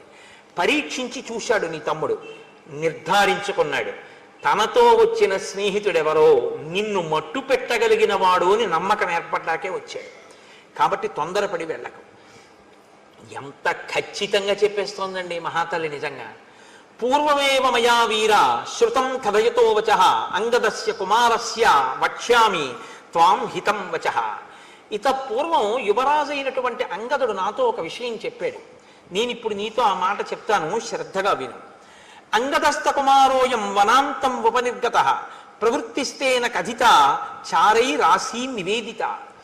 ఒకనాడు అంగదుడు ఈ రాజ్యము యొక్క హద్దులు, సరిహద్దుల వరకు వెళ్ళాడు. దాటి ఋష్యమూక పర్వతం వైపుకు వెళ్ళరుగా. గూఢచారులు ఎప్పుడు అవతల దేశాల్లో తెలుసుకున్న విషయాలు ఆ సరిహద్దులు దాటి వచ్చి చెప్తూ ఉంటారు. గూఢచారులు ఒక విషయాన్ని చెప్పారు అంగదుడితోటి. ఆ అంగదుడు నాతో చెప్పాడు, అయోధ్యాధిపతే పుత్రౌ శూరౌ సమర దుర్జయౌ ఇక్ష్వాకూణాం కులే జాతౌ ప్రథితౌ రామలక్ష్మణౌ సుగ్రీవ ప్రియకామార్థం ప్రాప్తౌ తత్ర దురాసదౌ సతే భ్రాతుర్హి విఖ్యాతః సహాయో రణకర్మణి రామ పరబలామర్థి యుగాంతాగ్ని నిబోధితః. అయోధ్యాధిపతి అయినటువంటి దశరథ మహారాజు గారి పెద్ద కుమారుడైనటువంటి రామచంద్రమూర్తి తన తమ్ముడైనటువంటి లక్ష్మణుడితో కలిసి అరణ్యవాసానికి వచ్చాడు. రాముడు సామాన్యమైనటువంటి వీరుడు కాడు, చాలా గొప్ప శౌర్య పరాక్రమములు ఉన్నవాడు. అటువంటి రాముడు సుగ్రీవుడితో స్నేహం చేశాడు అని గూఢచారులు మనకి వర్తమానం చెప్పారు. నివాస వృక్ష సాధూనాం ఆపన్నానాం పరాగతి ఆర్తానాం సంశ్రయశ్చైవ యశశ్చైక భాజనం. మిగిలిన విషయాలు చెప్పడంలో తార ప్రజ్ఞ గురించి మీరు ఆలోచించక్కర్లేదు. ఇది చెప్పడానికి తార ప్రజ్ఞావంతురాలు అని మీరు చెప్పవలసి. మిగిలినవి ఒక రాజు భార్యగా ఆమె తన అనుభవంతో పసిగట్టగలిగింది అని మీరు అనుకోవచ్చు. కానీ ఇది చెప్పాలంటే పూర్వపుణ్యం ఉంటే తప్ప చెప్పలేరు. గత జన్మలలో చాలా పుణ్యం చేసి ఈశ్వరుడి యొక్క అనుగ్రహం పొందిన వాళ్ళకే ఈశ్వరుడి యొక్క స్వరూపం గురించినటువంటి జ్ఞానము భాసిస్తుంది. ఆవిడ రాముడు ఎవరో పసిగట్టేసింది. అందుకే కిష్కింధకాండలో తార విరుపు అన్నాను నేను. ఈ శ్లోకాన్ని తార చెప్పకపోతే, తార ఉపన్యాసం అంతా ఒకెత్తు గొప్పదే, కానీ ఈ శ్లోకం వల్ల తార జాజ్వల్యమానమైనటువంటి స్థానాన్ని పొందేసింది కిష్కింధకాండలో. నివాస వృక్ష సాధూనాం ఆపన్నానాం పరాగతి ఆర్తానాం సంశ్రయశ్చైవ యశశ్చైక భాజనం. రాముడు ఒక చెట్టు. రాముడు ఎటువంటి చెట్టు అంటే అది పూలతో పళ్ళతో నిండినటువంటి ఒక పెద్ద మహావృక్షం. రాముడు అనబడేటటువంటి చెట్టు యొక్క పాదములను ఎవరు ఆశ్రయిస్తారో వాళ్ళకి నీడనిస్తుంది. మీరు ఒకటి గమనించండి, మీకు నీడ కావాలి, చెట్టు అక్కడ ఉంది, మీరు చెట్టు కిందకి వెళ్ళాలా, చెట్టు మీ దగ్గరికి వస్తుందా? మీరు చెట్టు కిందకి వెళ్ళాలి. చెట్టు కిందకి మీరు వెళ్ళాలి తప్ప మీరు ఇక్కడ కూర్చుని ఓ చెట్టా నాకు నీడని అంటే చెట్టు నీడనివ్వదు. మీరు చెట్టు యొక్క మూలమును పాదమును ఆశ్రయించారనుకోండి, చెట్టు నీడనిచ్చేస్తుంది. మీరు దాని పాదాలు పట్టుకుంటే నీడనిస్తుంది. పాదాలు పట్టుకుని మీరు నించున్నప్పుడు మీకు నీడనిచ్చేటప్పుడు నువ్వు స్త్రీవా, పురుషుడివా, చదువుకున్నవాడివా, చదువుకోని వాడివా, ధనవంతుడివా, పేదవాడివా, ఆచరణ ఉన్నవాడివా, లేనివాడివా, ఇవన్నీ ఏమి చూడదు. నీడనివ్వడం ఆ చెట్టు యొక్క ప్రయోజనం, ఆ చెట్టు యొక్క లక్షణం అంతే. నీకన్నా ముందు సుగ్రీవుడు చేరిపోయాడు ఆ చెట్టు కింద. రాముడనేటటువంటి చెట్టు నీడలో సుగ్రీవుడు ఉన్నాడు, చెట్టు బయట ఎండలో నువ్వున్నావు. రాముణ్ణి ఆశ్రయించి సుగ్రీవుడు ఉంటే నాకేమిటి, నాకు బలం ఉందంటావేమో, అలాంటి చెట్టు లోకంలో ఇంకొకటి లేదు, అదొక్కటే చెట్టు. రాముణ్ణి ఆశ్రయించిన వాడిని నిగ్రహించడం ఇంకొకరికి చేత కాదు, నీ బలం పనికిరాదు. నీ మొదటి ఓటమి, చిట్ట చివరి ఓటమి ఇదే అవుతుంది. ఎందుకంటే ఇంకొకసారి యుద్ధం చేసే అవకాశం నీకుండదు.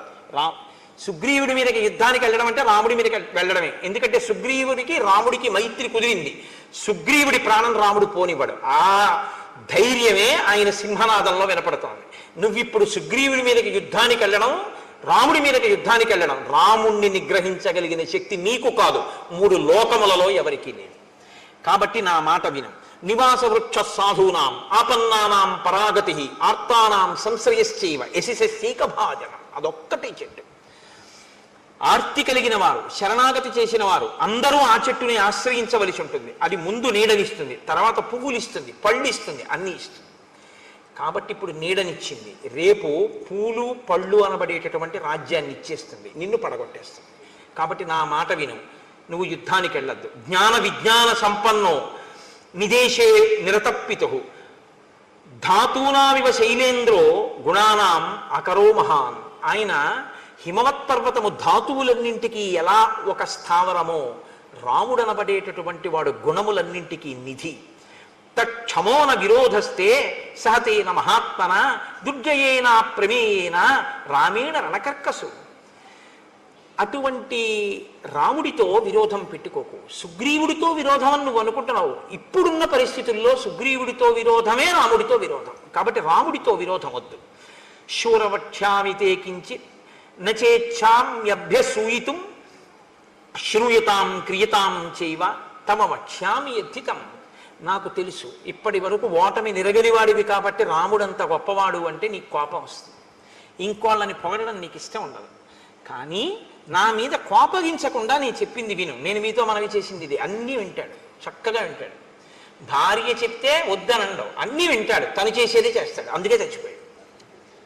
నేను ఈ మాట ఎందుకంటున్నానో తెలుసా అండి? భార్య మంత్రి, ఆవిడ కన్నా నీ ఆనందాన్ని నీ అభ్యున్నతిని కోరుకునే వాళ్ళు ఉండరు.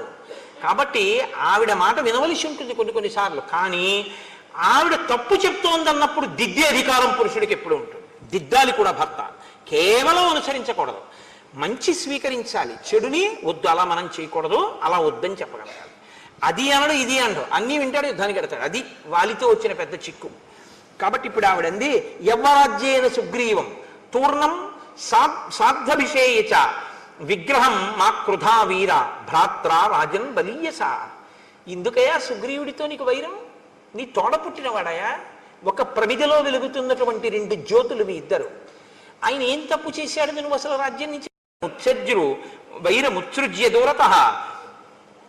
నువ్వు చక్కగా సుగ్రీవుడితో స్నేహం చేసి, రాముడితో స్నేహం చేసి, వాళ్ళిద్దరితో ప్రీతిపాత్రంగా ప్రవర్తించడం మొదలుపెట్టు, నువ్వు మరింత బలపడిపోతావు.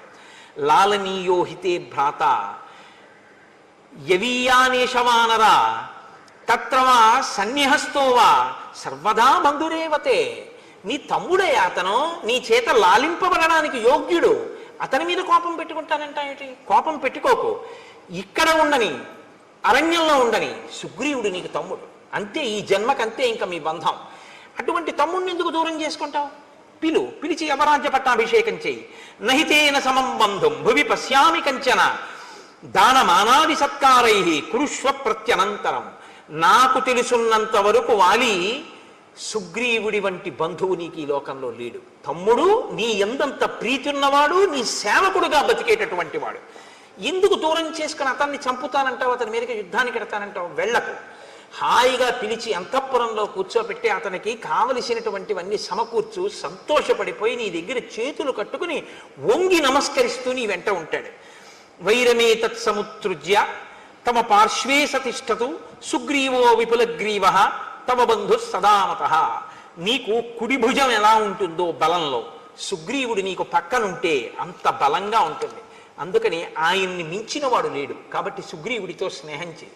భ్రాతు సౌహృదమాలంబ నాణ్యా గతిరిహాస్థితే. నువ్వు సుహృద్భావాన్ని నీ తమ్ముడి యందు చూపించావా, నా మాట విను. సాధువాక్యం కృష్వమే, నీ చెప్పినటువంటి మంచి మాట నువ్వు చెయ్యి. నేను చెప్పినటువంటి హితవచనములను కానీ నువ్వు తప్పకుండా ఆచరిస్తే, యుద్ధం చెయ్యకుండా రాముడితో సుగ్రీవుడితో స్నేహం చేస్తే 10 కాలాలు సంతోషంగా మనం జీవించగలం. ప్రసీద పద్యం శృణుజల్పితం హిమే నరోషమేవాను విధాతుమర్హసి క్షమోహితే కోసలరాజసూనునా నిగ్రహ శక్ర సమాన తేజస. ఇంద్రుడితో సమానమైనటువంటి రాముని తేజస్సుని నిగ్రహించడానికి నువ్వు సరిపోవు. ఆ రాముడు సుగ్రీవుడి వెనక ఉన్నాడు. స్పష్టంగా చెప్తున్నాను, నా మాట నమ్ము. యుద్ధానికి వెళ్ళకు. సుగ్రీవుణ్ణే లోపలికి పిలిచి అవరాజ్యమి. పరమ సంతోషంగా మీ అందరూ హాయిగా ఉంటారు. నా మాట విని నేను చెప్పిన మాట ఆచరిస్తే నేను ఎంతో సంతోషిస్తాను అని తార వాలితో చెప్పింది. వాలి ఏం చేస్తాడో రేపు చూద్దాం. ఎందుకంటే వాలి ఏం చేస్తాడో మొదలుపెట్టామనుకోండి అమంగళం వైపుకి పెడుతుంది, మరణం వైపుకి తీసుకెళ్ళవలసి ఉంటుంది. అందుకని ఇవాళ భార్య ప్రీతిగా చెప్పింది, రేపు ఏం చేస్తాడో చూద్దామన్న మంగళకర ఘట్టం దగ్గర ఆపే ప్రయత్నాన్ని చేస్తాను. ఇవాళ రోజు మనం రామనామం కదా చెప్తున్నాం. ఇవాళ రామనామ స్థానంలో ఒక ప్రత్యేక కార్యక్రమం ఒకటి మీరు కొద్దిసేపు అవధరించండి. లోకంలో ఒక మర్యాద ఒకటి ఉంది. ఏమిటా మర్యాద అంటే, ఏదైనా చేస్తున్నటువంటి క్రతువు కానీ చేస్తున్నటువంటి జరుగుతున్న ఒక సభ కానీ పూర్ణంగా పవిత్రమైపోయింది, భగవంతుడు పరిపూర్ణంగా ఆశీర్వదించాడు, చాలా సంతోషించాడని గుర్తు ఏమిటో తెలుసా అండి? పంచశిఖలు పెట్టుకుని దీక్షావస్త్రంతో ఉన్నటువంటి వటువు సభాప్రవేశం చేయడం. అందుకే బలిచక్రవర్తి అంతటి వాడు వటువు సభలోకి వస్తుంటే, వడుగా ఎవ్వరివాడవెవ్వడవు సంవాస స్థలం వెయ్యది ఎడకున్ నీ వరుదించుటన్ సఫలమయ్యన్ వంశమున్ జన్మమున్ కడు ధన్యాత్ముడనైతే ఈ మఖము యోగ్యం వయ్యే సుహృతంబులయ్య శిఖులున్ కళ్యాణమి కాలమున్ అంటాడు. ఒక కార్యం భగవద్ అనుగ్రహాన్ని పొందింది అని గుర్తు ఏమిటో తెలుసా అండి? సభలోకి వటు వచ్చి కూర్చుంటాడు. నేను మీకు ప్రమాణం చూపిస్తున్నాను, నా సొంతంగా చెప్పేశాను అనుకుంటున్నారేమో. వడుగా ఎవ్వడవు, ఆ ప్రశ్న మనం అడగక్కర్లేదు, తెలుసు. సంవాస స్థలం వెయ్యది ఈ ఎడకున్ నీ వరుదించుటన్ సఫలమయ్యన్ వంశమున్ జన్మమున్. సఫలమైపోయింది మన వంశం జన్మాను ఆయన రావడం వల్ల. వటు అంత గొప్పవాడు, ఉపనయనం చేసుకున్నవాడు. కడు ధన్యాత్ముడనైతి ఈ మఖము యోగ్యం వయ్యి సుహృతంబులయ్య శిఖులున్ కళ్యాణమి కాలమున్. పట్టాభిషేకం రాబోతోంది కదా. కాబట్టి వటువా, నువ్వు ఒక్కసారి చక్కగా లేచి వచ్చి ఈ వేదిక మీద కూర్చో. మొన్ననే ఉపనయనం చేసుకుని గుంటూరులో సంపూర్ణ శ్రీరామాయణ ప్రవచనాలు జరుగుతున్నాయని, అంత రామాయణ ప్రవచనం జరుగుతున్నటువంటి శృంగేరి శారదాపీఠ ప్రాంగణంలో వెళ్ళి కూర్చుని నేను ఒక్కసారి రామాయణం ఒక ఉపన్యాసం విని వస్తాను అని వాడు నిన్నగాక మొన్న 2 రోజులైంది వాడు సంధ్యావందనం చేసుకుని కూర్చో. వీడు నాకు శిష్య సమానుడే, అందుకని ఏకవచన ప్రయోగం నేను చెయ్యొచ్చు. వీడు ఎంత ధారణ చేశాడంటే, ఎంత చక్కగా సంధ్యావందనం గాయత్రి చేసుకుంటున్నాడంటే, ఏదో పేరుకి ఉపనయనం చేసుకుని ఒంటి మీద యజ్ఞోపవీతం వేసుకుని 20 ఏళ్ళైనా కూడా ఇంకా సంధ్యావందనంలో కనీసం గాయత్రి ధ్యాన శ్లోకం కూడా రాని వాళ్ళు వీడిని చూసి సిగ్గుపడాలి అని చెప్పడానికి నేనేం మొహమాట పట్టలేదు. వాడు 2 రోజులైందేమో సంధ్యావందనం చేసి. వాడు ఎంత చక్కగా గాయత్రి చేస్తున్నాడంటే, వాడు నా దగ్గరకు వచ్చి కూర్చుని ఇవ్వాల వాడు గాయత్రి మంత్రం గురించి కొన్ని విషయాలు తెలుసుకుని నా ఆశీర్వచనం పొందాలి అని వాడు ప్రత్యేకం హైదరాబాద్ నుంచి వచ్చి వాడు ఇవాళ ఇక్కడ రామాయణం వింటాను అని ఇంత వైదికంగా వచ్చి కూర్చుని రామాయణ ప్రసంగం విన్నాడు. నీ రాక చేతనాన రామచంద్రమూర్తి యొక్క అనుగ్రహం పరిపూర్ణంగా లభించినట్టు. వటు వస్తే గౌరవించాలి. కాబట్టి శృంగగిరి పీఠం కాబట్టి అందున ఒక వటువు సన్యాసి ఇద్దరిని తప్పకుండా గౌరవించవలసిన బాధ్యత పీఠం మీద ఉంటాయి. వటువుకి ఏవి పడితే ఇవ్వకూడదు. వటువుకిస్తే గొడుగో జన్నిదమో కమండలయో నాకున్ ముంజియో దండమో వడుగైనెక్కడ కరుల్ వామాక్షుల అశ్వంబులెక్కడ నిత్యోచిత కర్మమెక్కడ మదాకాంక్షితంబైన 3 అడుగుల మేర త్రోవకిచ్చుటదే బ్రహ్మాండము నా పాలికి. కాబట్టి నీకో యజ్ఞోపవీతం మొదలైనవి బ్రహ్మచారికి ఏమి ఇవ్వాలో అది శృంగగిరి పీఠం తరపున ఇస్తారు. ఏనన్నా ఆచమనం చేయడానికి, అర్ఘ్యం ఇవ్వడానికి పాత్ర అవి. ఏది పీఠం తరపున బహూకరించండి. చక్కగా ఎంత గొప్ప సన్నివేశం అండి ఇవాళ, మీ అందరూ చూసి సంతోషించారు.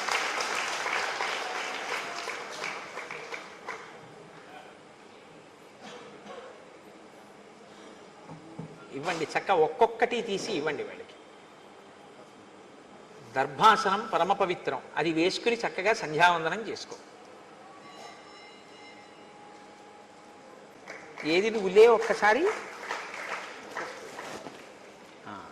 కూర్చో.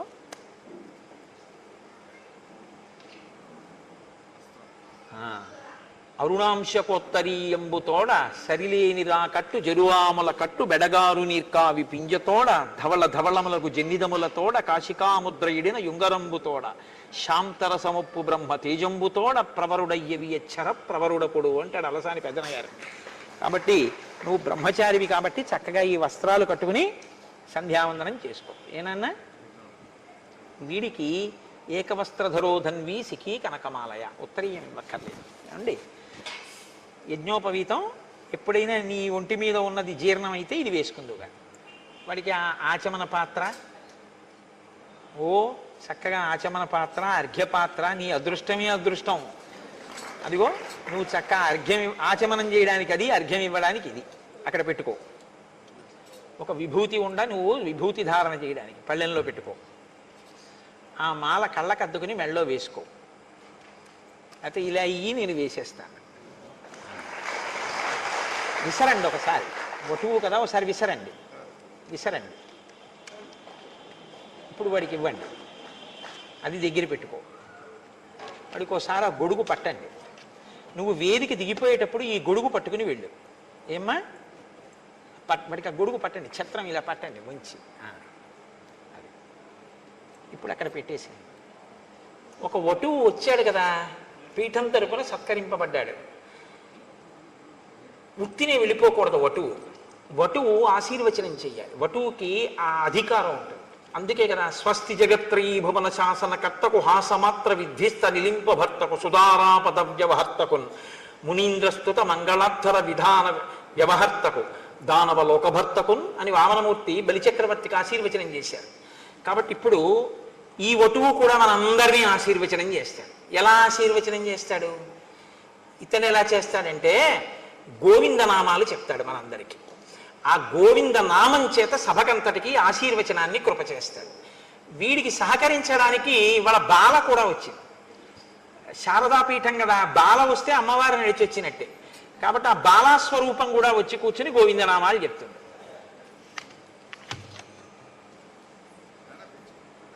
ఓ చిన్న ఆసనం ఏదైనా వేయండి, తీసుకో నాన్న.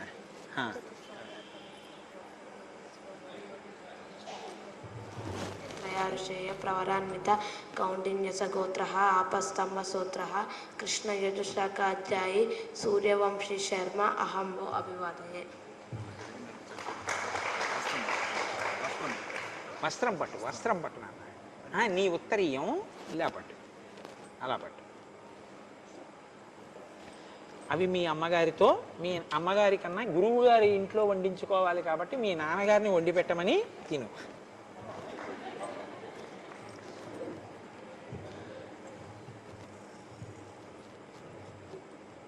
ఇది నేను బిగించేశాను, అది మీరు బిగించండి ఆ పాప దగ్గర.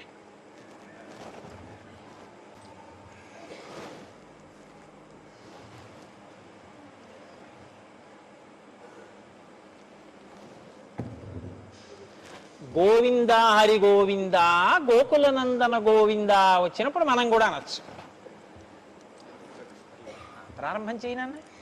శ్రీ శ్రీనివాస గోవింద శ్రీ వెంకటేశ గోవింద భక్తవత్సల గోవింద భాగవత ప్రియ గోవింద నిత్య నిర్మల గోవింద నిలమక శ్యామ గోవింద పురాణ పురుష గోవింద పుండరీకాక్ష గోవింద గోవింద హరి గోవింద గోకుల నందన గోవింద నందనందన గోవింద నవనీత చోళ గోవింద పశుపాలక శ్రీ గోవింద పాప విమోచన గోవింద దుష్ట సంహార గోవింద దురత నివారణ గోవింద శిష్ట పరిపాలక గోవింద కష్ట నివారణ గోవింద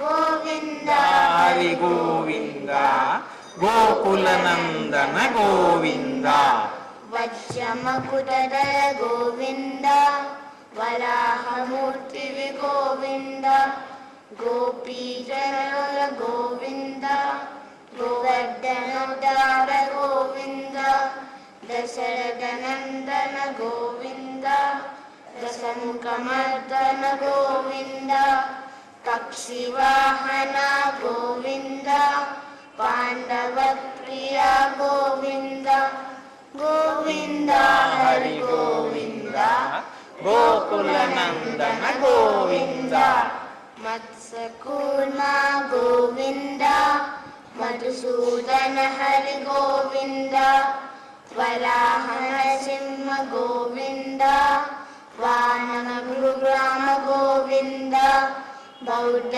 కల్కిధర గోవింద బలరామానుజ గోవింద ధేనుగాన ప్రియ గోవింద వెంకటరమణ గోవింద గోవింద హరి గోవింద గోకుల నందన గోవింద సీతానాయక గోవింద సుత పరిపాలక గోవింద దరిద్ర జన పోషక గోవింద ధర్మ సంస్థాపక గోవింద అనాథ రక్షక గోవింద ఆపద్బాంధవ గోవింద శరణాగత వత్సల గోవింద కరుణాసాగర గోవింద గోవింద హరి గోవింద గోకుల నందన గోవింద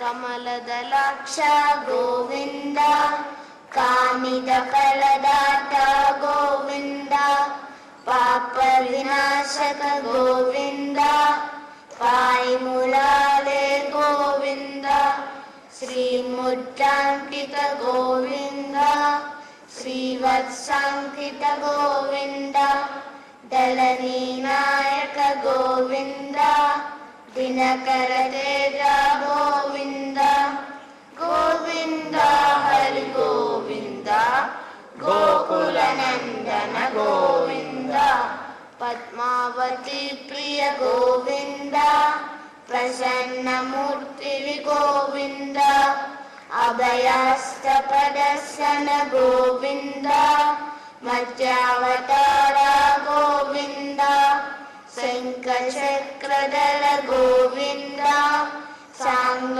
గదాధర గోవింద విరజాతీశ గోవింద విరోధి మర్దన గోవింద గోవింద హరి గోవింద గోకుల నందన గోవింద సాలగ్రామధర గోవింద సహస్రనామ గోవింద లక్ష్మీ వల్లభ గోవింద లక్ష్మణ గజ గోవింద కస్తూరి తిలక గోవింద కాంచనాంబరధర గోవింద గరుడ వాహన గోవింద గజరాజ రక్షక గోవింద గోవింద హరి గోవింద గోకుల నందన గోవింద వానర సేవిత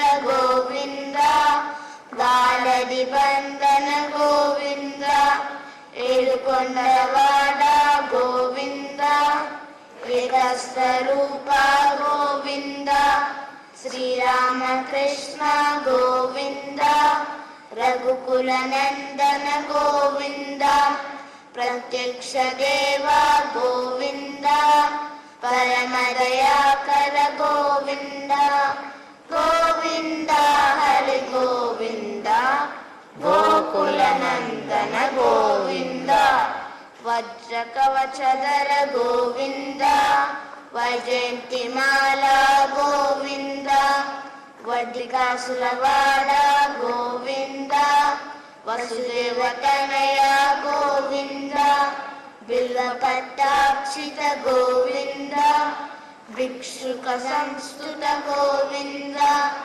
శ్రీ పుంలూప గోవింద నిత్య కళ్యాణ గోవింద నీరజనాభ గోవింద హాటి రామ ప్రియ గోవింద హరి సర్వోత్తమ గోవింద జనార్దన మూర్తి గోవింద జగత్ సాక్షి రూప గోవింద అభిషేక ప్రియ గోవింద ఆపన్నివారణ గోవింద గోవింద హరి గోవింద గోకుల నందన గోవింద రత్న కిరీట గోవింద రామానుజనుత గోవింద స్వయం ప్రకాశ గోవింద ఇలలోకేశ గోవింద ఆనంద రూప గోవింద ఆద్యంతరహిత గోవింద గోవింద హరి గోవింద గోకుల నందన గోవింద ఇహ పరదాయక గోవింద ఇహరాజ రక్షక గోవింద పరమదయాళో గోవింద రత్ననాభ హరి గోవింద తిరుమల వాస గోవింద తులసి వనమాల గోవింద శేషాద్రి నిలయ గోవింద శేష సాయిని గోవింద గోవింద. శుభం భూయా. బాగుంది. ఏది బాలాస్వరూపం, దానికి ఒక 2 పళ్ళు ఇవ్వండి. ఏది ముక్తా విద్రుమ హేమనీల ధవలఛాయైర్ముఖైస్త్రీక్షణైః యుక్తామిందు నిబద్ధ రత్నమకుటాం తత్తార్ధ వర్ణాత్మికం గాయత్రీం వరదా భయాంకుశకస శుభ్రం కపాలం గదాం శంఖం చక్రమదార విందయుగలం హస్తైర్వహంతి భజే. ఓ వెరీ గుడ్, వెరీ గుడ్, బాగుంది.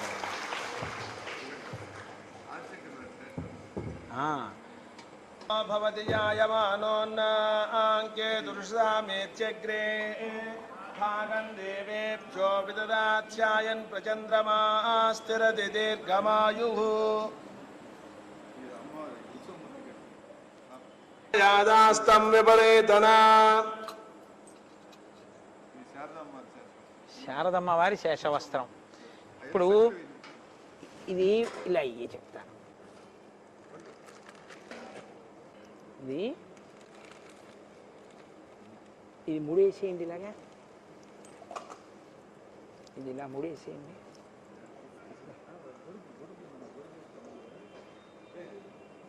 ఇచ్చేస్తారా? గొడుగు వేసుకో. ఇది ఎడం చేత్తో పట్టుకో, మూట వేసుకుని చక్కగా మెల్లగా దిగి వెళ్ళు. వాడికి జాగ్రత్తగా చేయి పట్టుకుని సహకరించండి గోపాలకృష్ణ గారు. మంగళాశాసనపరైః మదాచార్య పురోగమైః సర్వైశ్చ పూర్వైరాచార్యైః సత్కృతాయాస్తు మంగళం. మంగళం కోసలేంద్రాయ మహనీయ గుణాత్మనే చక్రవర్తి తనూజాయ సర్వభౌమాయ మంగళం. ఉమాకాంతాయ కాంతాయ కామితార్థప్రదాయినే శ్రీగిరీశాయ దేవాయ మల్లినాథాయ మంగళం. కరచరణకృతం వా కర్మవాక్కాయజం వా శ్రవణనైనజం వా మానసం వాపరాధం విహితమవిహితం వా రుణాబ్ధే శ్రీమహాదేవ శంభో. సర్వం శ్రీ ఉమామహేశ్వర పరబ్రహ్మార్పణమస్తు.